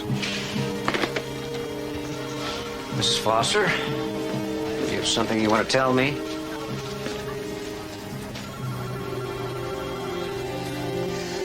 George, I'm going to try you on some of the new atypical antipsychotics. I want you to take those. If you just stay here in the hospital, we could monitor your side effects. No, it hurts. What, the new drugs hurt you? No, the pale shot. You know, me in this place, this hospital. Oh, yeah, well, you once spent a lot of time in this hospital. That's why. You come and see me, won't you? And let me know how you're doing. You could come see me. Absolutely. Hey, Doc. Not you. The other doc. Me? Yeah, Dr. Demento. Thank you for saving my life. You called me doctor.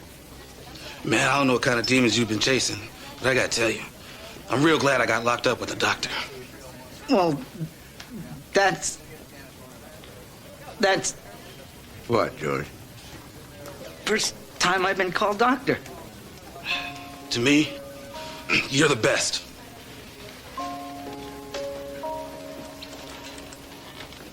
You, been released, have you, Brad? Yeah, they only had me on a drunk and disorderly. What about you, Doc? You gonna be okay? Well, I don't know. Some days are good. Some days not so good. Yeah, tell me about it. See ya.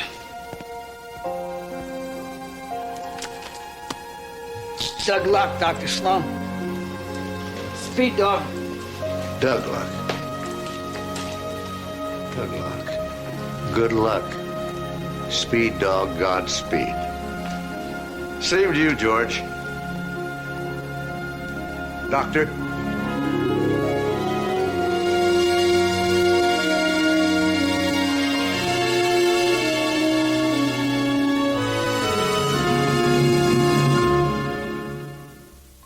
Tonight on an all-new Late Show, it's the one and only Kathy Lee Gifford. Plus, know your current events tonight. And Friday, don't miss the return of Madonna. Now your local news. I'm Maureen Green. Coming up next on Eyewitness News 5, breaking news from the campaign trail. George W. Bush admits to a prior drunk driving arrest. And as you saw earlier, on 48 hours, abandoned buildings can become fiery death traps. We'll let you know what Syracuse is doing about the problem. Those stories plus Jim Barrick's precision forecast. Eyewitness News 5 is next.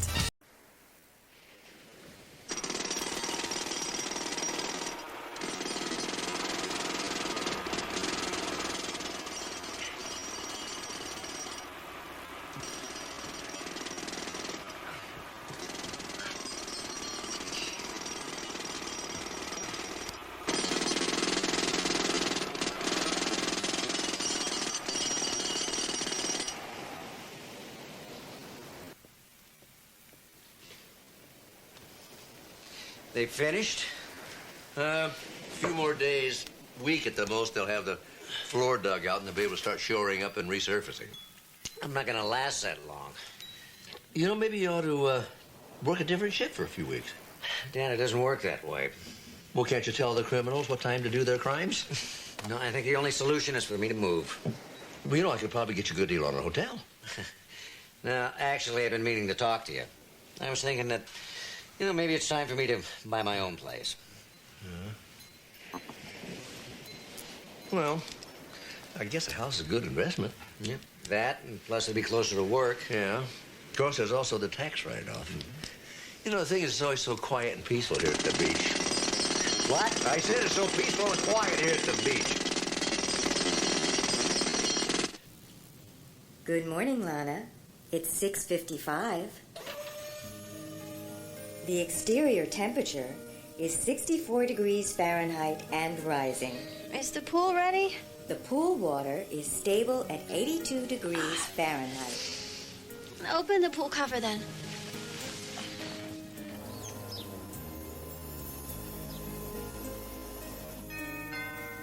Lana, you have a visitor. Hey! Yup? Come around back, Jesse. Let him in. Security system disengaged.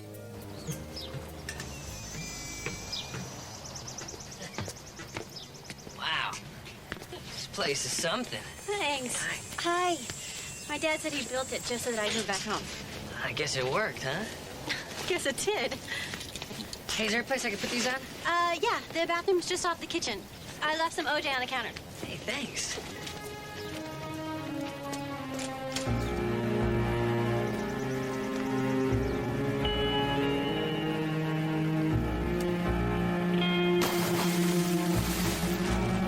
Warning, do not use the pool.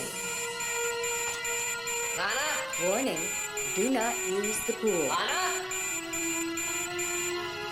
Lana? Lana? It is now safe to enter the pool. It is now safe to enter. Diagnosis Murder. Sponsored by Glaxo Wellcome, makers of Relenza.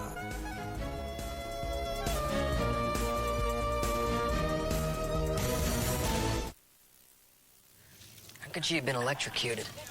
Well, probably a short in one of the underwater lights. We won't know for certain until we can drain the pool and our technician can do a full examination.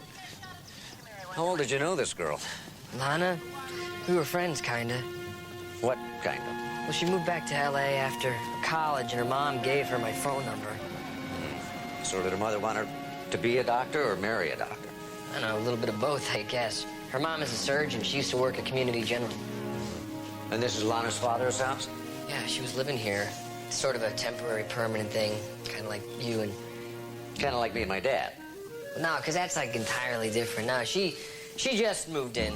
And I've been living with my father forever. You guys have a great house on the beach, and you get along so well. I'm moving out. Really? Yeah, already got a realtor looking. Jess, don't mess with that, will you, till we're finished? It wasn't me, it's the computer. The computer closed the blinds? The entire house is wired. A state-of-the-art computer runs everything. The blinds are set to adjust and close every time the sunlight hits it at a different angle. Well, you can do that? This house can do anything. It even warned Lana not to jump in the pool. And she did anyway? I don't know, I was here in the kitchen. You wouldn't happen to know the name of the company that installed the system, would you? Guess we could find out.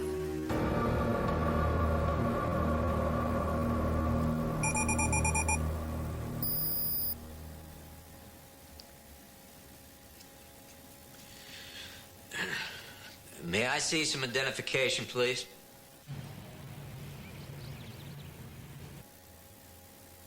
Lieutenant Steve Sloan. Thank you, Lieutenant.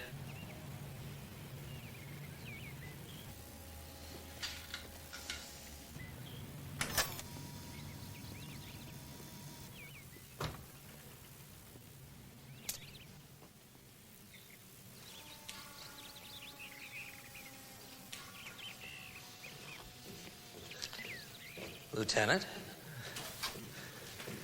Your system opened the door, Mr. Locatelli? Bruce, please. Yes, it did. It also sensed your presence and turned on the lights. Would you come to my office? Your sound system on sensors, too? And he shall have music wherever he goes.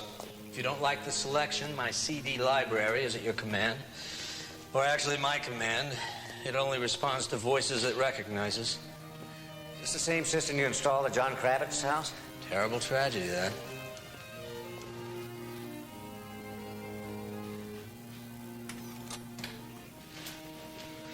Mute the music, please.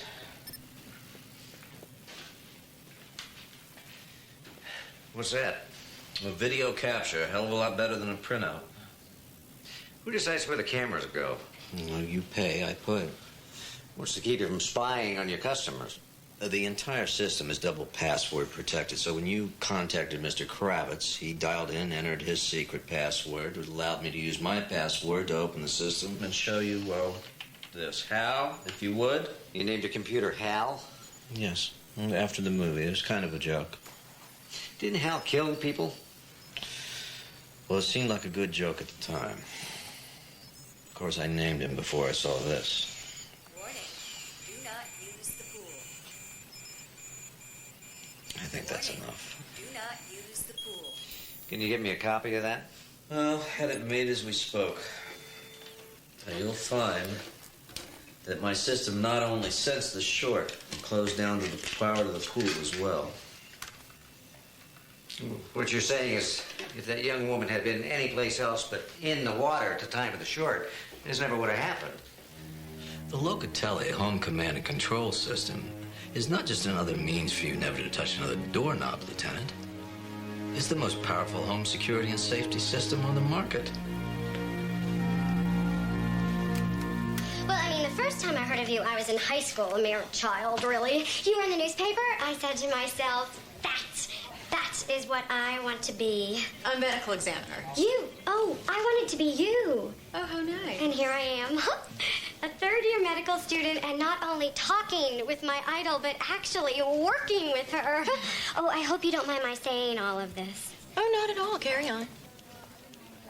If I could just be the next Dr. Amanda Bentley. Well, where would that leave me? Retired? Lovely.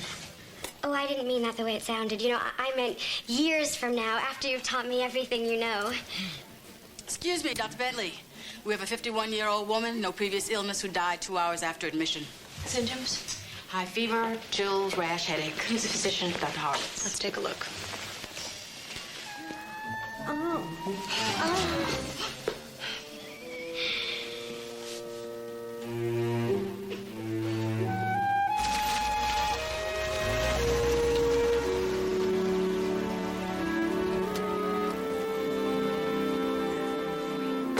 I'm telling you, Dad, I've seen the future and it works. Dr. Sloan, I presume. Yes, how do you do? Will you be sharing the house with your son? Well, actually, we already share a wonderful house. Because there's a 3-bedroom model I can show you. Oh, no, this will be fine, thanks. Open says me.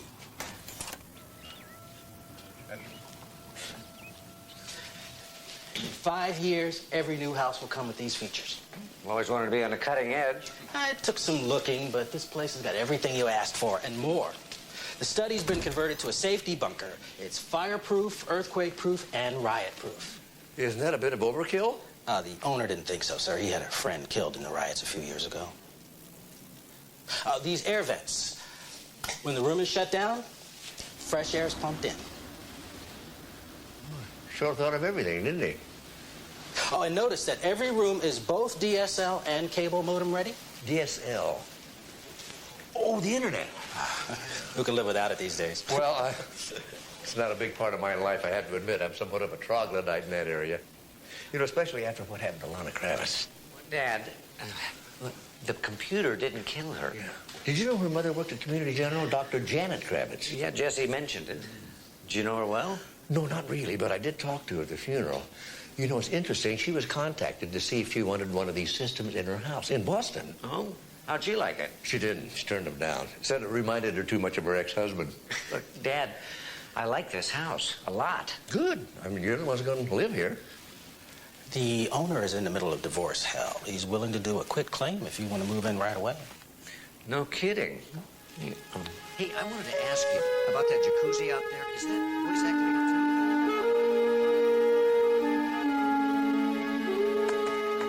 Ellie, thank you for doing this for me. Oh, it's my pleasure. I love the internet. It's how I keep up with my parents, my grandparents, my boyfriend. In fact, these days, it's practically the only way I talk at all. You know, I didn't even know the hospital had a website. Everything has a website. Well, I can even set up a personal one for you. No, thank you. Would you like to see how many times Dr. Bentley's name is mentioned in the newspaper? Can you do that? I can find anything. What if I wanted to find a computer system for my home? Could you find that? Name it. Home command and control systems designed by a man named Bruce Locatelli, I think. First, we go to a search engine.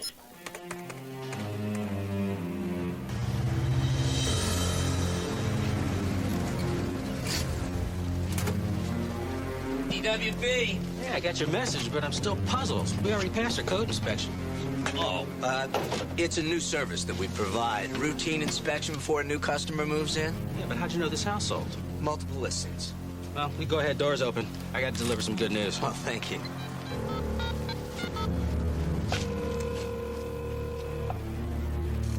Oh, that's great.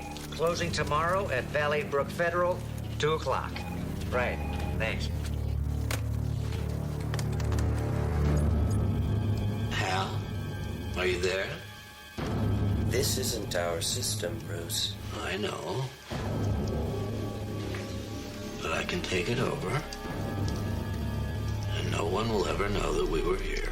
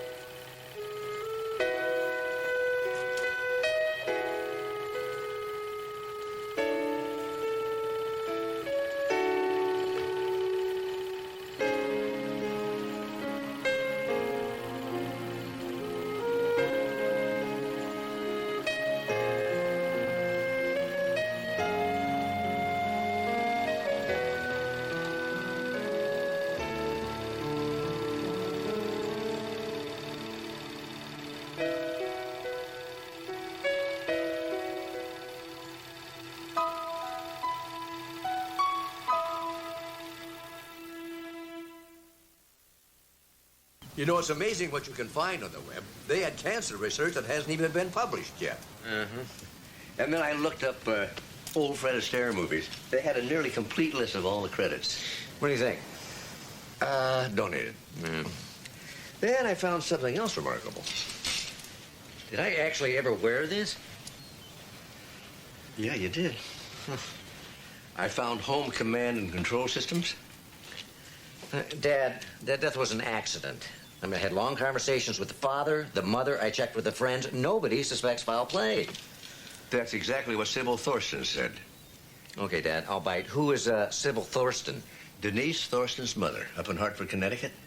And the connection between Denise Thorsten and Lana Kravitz is what exactly? They both died in pool accidents, and both houses had Bruce Locatelli's system in there. Dad, computers do not kill people. Well, doesn't that strike you as just a little bit suspicious? Well, was there any other connection between these deaths whatsoever? None I know of, no. Well, then, no, I don't. And I don't worry about my house having a system either, Dad. I mean, this Bruce character didn't even make mine. Well, this isn't about your new house. No, of course not. You know, maybe it'd be a good idea just to shut it off until we look into this a little further. Dad, I like my new house. You know, the computer system's one of the reasons I bought it. And the police investigation was very thorough. You think I'm being foolish, huh? No, not at all. Couldn't talk you out of those either. Heck, no, these are keepers.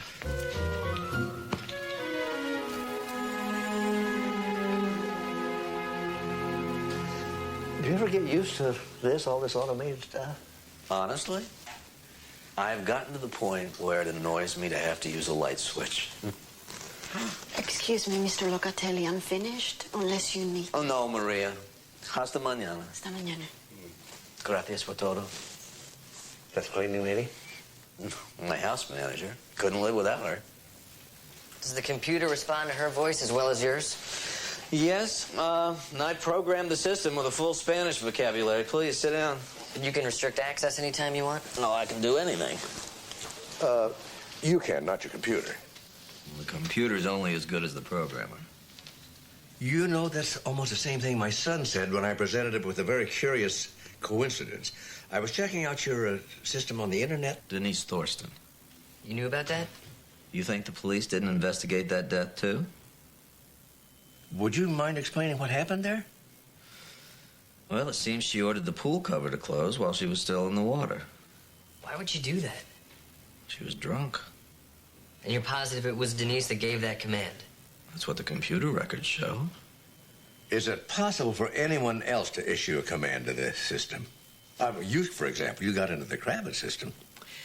All my systems are double password protected, so no, not without the owner's permission. I don't know that much about computers, but Jesse told me those systems have a, what'd you call it? Backdoor. So the manufacturers can correct errors in the program. So you do have a means for getting around the double password system, don't you, Mr. Locatelli? You know, I really hate to do this. Do what? What I'm about to say, to backdoor into a system requires a high level of sophistication, not to mention a prior knowledge of the program's proprietary codes. And you meet both criteria. And so does my competition. Any particular competition? Donald Purdy. My system's beating the pants off his. Are you suggesting that Purdy deliberately killed Denise Thorson just to make your system look unsafe? And that is exactly the kind of accusation I didn't want to make. That jerk. I bet he led you right to me, huh? As a matter of fact, he did. You know why? Because I'm going to put Bruce the Goose out of business. Sounds like you two have quite a beef going. He stole my system. I ought to kill him. Yeah, well, what about killing his clients? That would be bad for business. Computer kills homeowner. Film at 11. Now, what are you going to think? Bruce's butler did it? Or that any system on the market is suddenly suspect? The same could be said for Bruce. Accidents wouldn't do his business any good either. I'm talking about a rational human being. You're talking about Bruce Locatelli. Why would he murder his own clients? Why does a guy climb a bell tower and start shooting? No more swimming pools, Hal. I understand, Bruce. Let's turn our attention to our next target, Jerry Tam. Where does he live again? Jerry Tam lives in Montreal. Cold weather climate. That is correct, Bruce. He sneaks his smokes in the shed. That is correct, Bruce. Full screen, please, Hal. This was captured yesterday. There is a handyman's workshop in the garage, complete with a sink with running water. These propane tanks are connected to a heater. Propane? The heater is on a thermostat. The propane is computer controlled to turn on whenever the temperature drops below freezing. To keep the pipes from bursting. That is correct, Bruce. Jerry Tam comes into the shed every evening at approximately 5 p.m. Eastern Time. I see. Which would not be a problem unless... Unless the pilot light were out. Is that a command? I like this is the type of thing I'm looking for. Oh, okay. These are this color, but not... Go ahead, try it out. Call me Phil. What's your real name? Philippa. So, are you shopping for a few things for Dad? No, actually, we're shopping for my son. He's bought a new house. Got tired of living with the old man. I don't think she needs to hear our entire family history, Dan. It's actually one of the great things about owning a store like this. You get to learn about such intimate details of people's lives. Well, I'm looking for a couch, armchairs, a coffee table. Okay. Well, then by all means, sample the merchandise.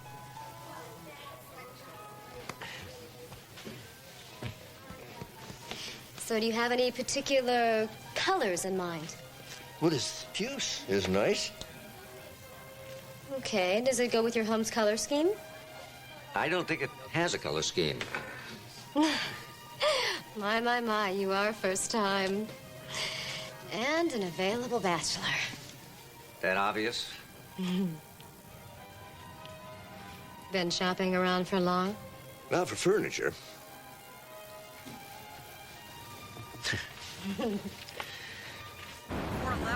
Meantime, on the 405, that SIG alert is still in effect at Slauson, and if you're on the 5, it is tough.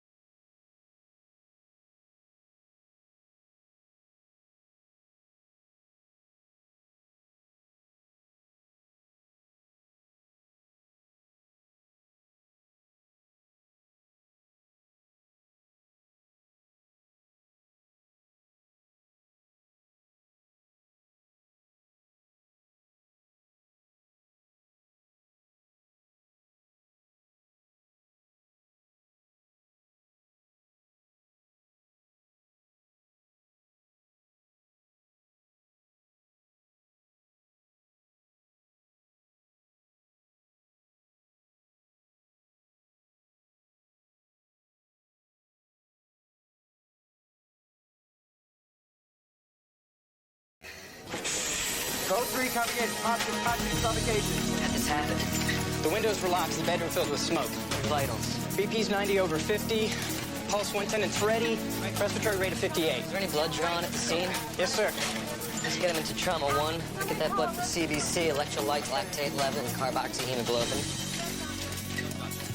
Get me an intubation tray with an 8mm tube, page respiratory for some stat ABGs. I want to start another line in the other arm and get a stat portable chest film. What were the presenting symptoms? Suffocation due to smoke inhalation.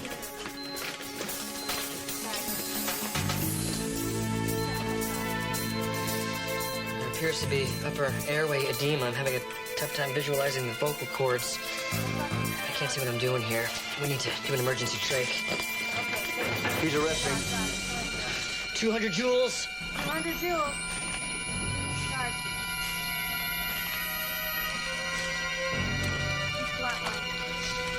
Clear? Clear. 300 joules. 300 joules. Clear?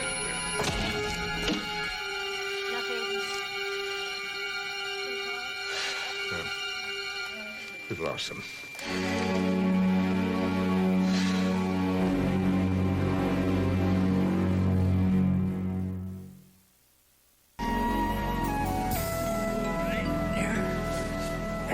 Good? I hope so. Oh, that's nice. Just as uncomfortable as it looks. Steve, you've got great taste. Yeah, see? You remember when we first moved to the beach? Yeah. Carol started crying the minute she walked in the door. Said, this isn't our house. So he took her by the hand and said, let me show you what we can do all by ourselves, and took her right down to the beach. You weren't worried? No, Catherine did enough worrying for the both of us. And I told her Steve wasn't going to let anything happen to his little sister. I couldn't have been more than 11 years old. Sloan here. Steve was always so responsible, even when he was a kid.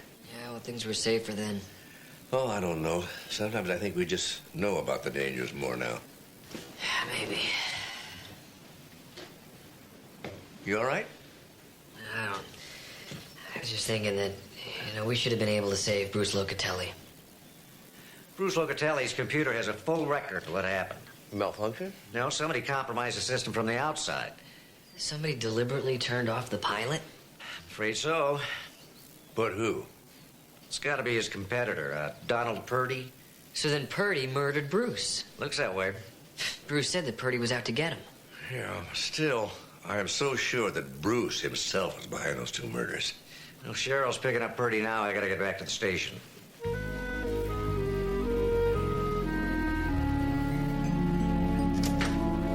What kind of police state you running here? Mr. Purdy's been read his rights and refused a lawyer. Oh, I got a lawyer, all right. Good one. Gonna sue you blind.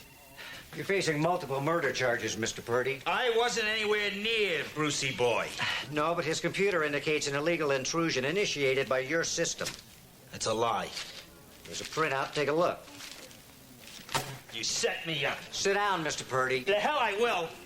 First, your stormtroopers come into my place of business. You either sit down or I'm going to have to cuff you. Why don't you shoot me while you're at it? You're under arrest. You all right? Yeah, I'll live. It was self-defense. Yeah. Try assaulting a police officer. Come on. Steve said Purdy just hauled off a hitter. Thought the man was all bark and no bite. Well, bullies tend to be cowards. Cowards, how? Look at the way he's killed. From a distance, never confronting his victims. Yeah. Still, somehow I just don't feel right about it. Dr. Bentley, I don't know what to do next. Do you know what to do, Dr. Sloan? About what? Well, I've been trying to notify Mr. Locatelli's next of kin. First, I tried all the Locatellis in the Los Angeles phone book, all one of them. Then I tried using that new national service. Nobody named Locatelli's even heard of him. So then I tried using the internet, hoping to find some relative in Italy, maybe. You can find people in Italy? Well, yeah, if they've got email, only they don't have email, I mean. If they even exist. I think I know somebody who might be able to help us out. He's had these photographs here since he moved in. You know who they are? Mr. Locatelli, he would not speak of them. When a man does not want to speak of those you love, it's best not to ask. It is my fault he's dead. Why do you say that? Every day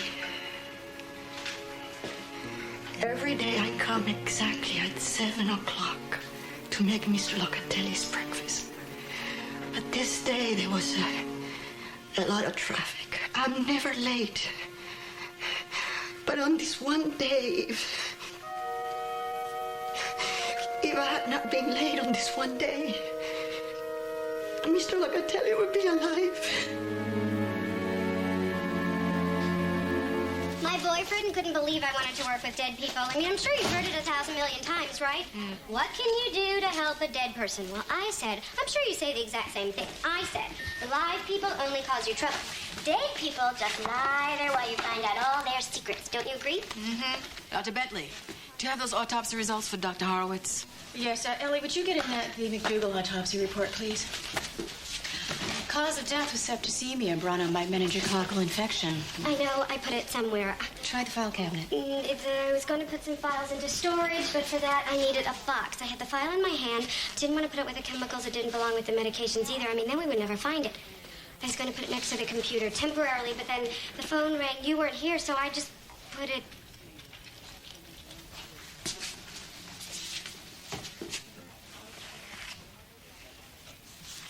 here.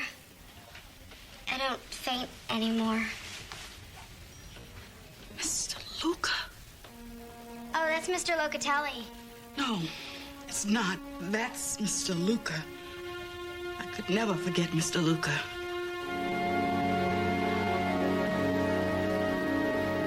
I was new on the job, and here was this sweet man. His son came in for a routine appendicitis.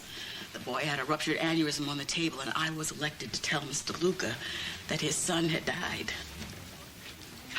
I couldn't believe the depth of Mr. Luca's pain. I never thought I would understand pain like that. I was wrong. Wrong how? 2 years later, my son died. God, I've never recovered. My marriage dissolved. My life, really. Annette, forgive me for asking, but how did your son die? Was he at home? He was back from college for spring break. Somehow he ended up in the garage with the car motor running. I still don't believe it was suicide. I don't. I'm sorry. No, don't apologize. Annette, I have one more question that you have to ask. In the Luca appendectomy, was the surgeon Dr. Kravitz?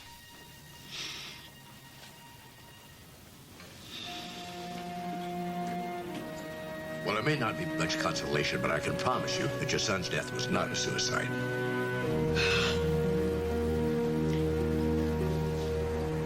Bernardo Luca did suffer a terrible tragedy. His only son, Carlo, got appendicitis. They brought him to our hospital, and during the operation, an aneurysm ruptured, and the boy died. Well, that's nobody's fault. I mean, that can happen to any surgeon at any time. Yeah, well, Luca didn't see it that way. He saw this vast conspiracy against him. He sued the hospital, the insurance company, everybody. Wasn't there a mortality review? Yeah, I chaired it, and the court threw his suit out. And Nardo wanted justice. Yeah, well, his son was dead, and his marriage, as often happens, fell apart. He was a man in a lot of pain. I don't get it. I mean, if Bruce or Nardo or whatever his name was wanted to kill somebody, why not those responsible? He wanted more vengeance than that. He wanted his victims to experience his pain by killing the children of those he blamed for killing his son. So then Lana died because she was Dr. Kravitz's daughter. That's right. Just as Annette's son died because she was a nurse at the operation. What about the victim in Hartford? Would that be the child of the insurance investigator in the case? Exactly. What about Purdy? Did he know this when he killed Bruce? You know, I think Purdy may be guilty of assaulting an officer, but not a murder. I think this whole thing was a diversionary tactic. Pretty extreme way to get us off the track, don't you think? Well, Bruce was not supposed to die. That pilot light went off exactly at 7 o'clock. Now, Maria, his housekeeper, always arrived at 7 o'clock. He was counting on her to save him. That's right. Only that morning, there was a bad accident on the freeway, and she was delayed for half an hour. So then what you're saying is that we're dealing with a murderer who is his own victim. You know, I think we should just be thankful this whole thing's over.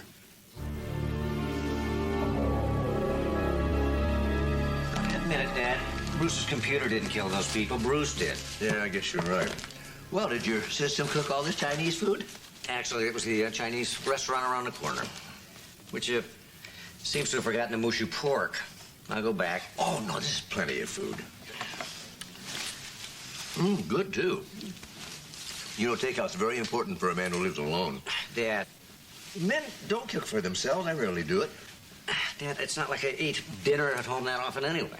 Why do you think I know every takeout place in Malibu? Well, I'm very sorry to have disturbed you. And I'm very sorry for your loss. Man, what's wrong? I just pulled the pathology report on the Luca case, and a colleague of mine, Dr. Tam, did the autopsy. Did he lose a child, too? Yes. His son in Montreal an hour ago.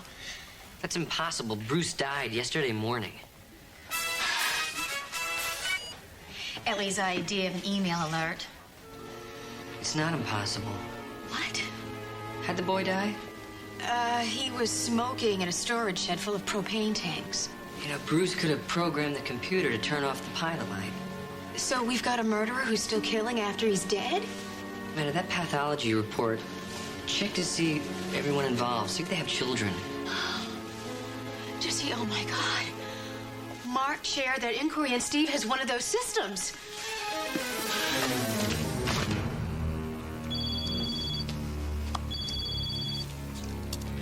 Hello?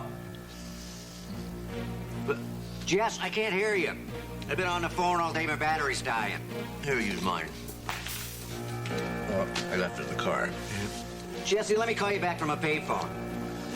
I'll go get it. No, don't let your soup get cold. There's a payphone at the Chinese restaurant. I'll just call him from there. You sure? Yeah.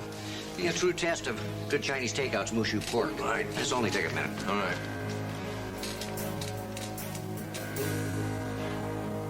Jesse, relax, okay? You're making me nervous. As long as Steve is out of the house, he's not in any immediate danger. Steve!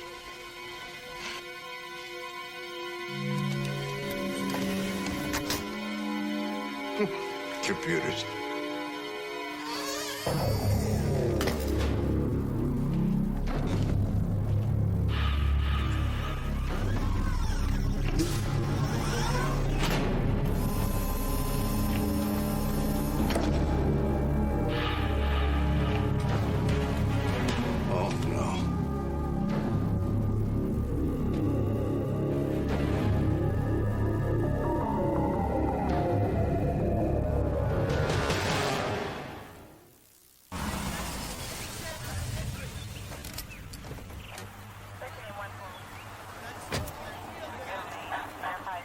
Your dad still inside?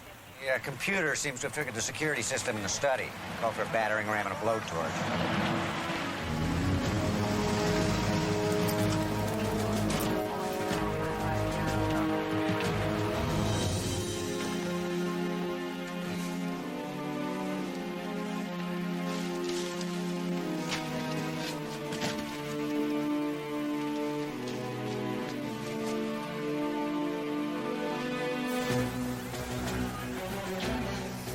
This may take a while. We may not have a while. What do you mean? The system is designed to pump fresh air into the room. If the computer's been programmed to cut off the air intake, we may not have much time at all.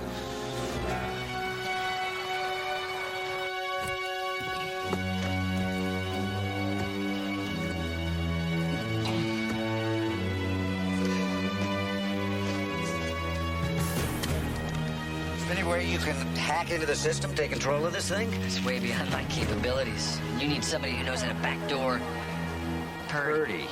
He's been released on bail. I'll find him.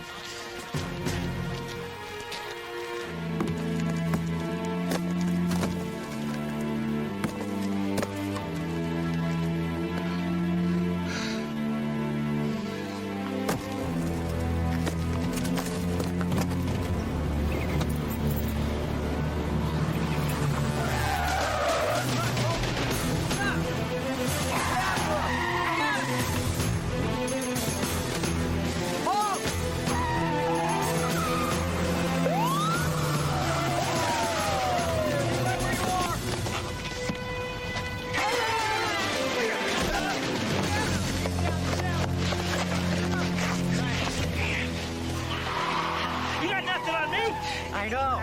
Why are you running? Why are you here? I need you. What was that? Did I just hear you say, let's make a deal?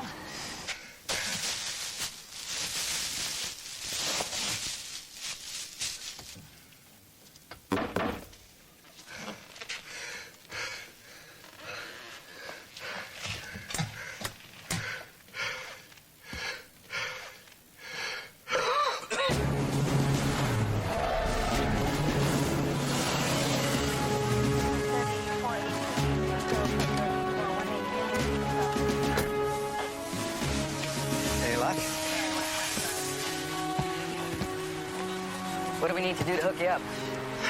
Just stand back and let me work.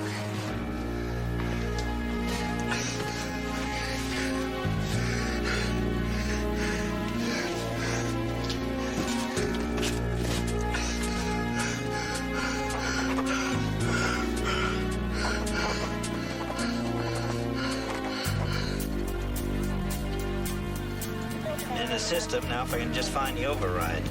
What's the status inside? We made no contact yet. For a lousy thief, that Bruce was one hell of a programmer. Just tell us you're better. Of course I'm better.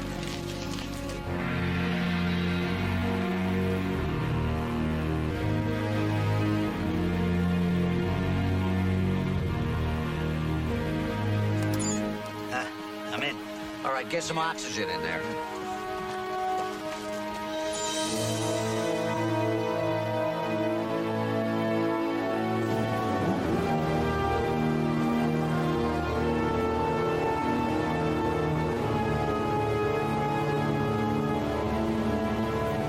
Oxygen level is nearly normal.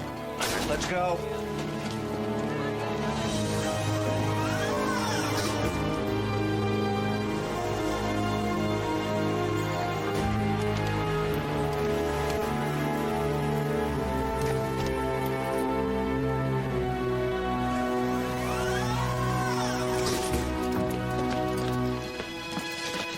Dad?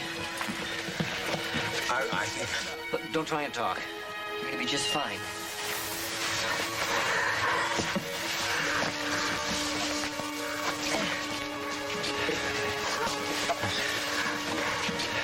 Let him work, Steve.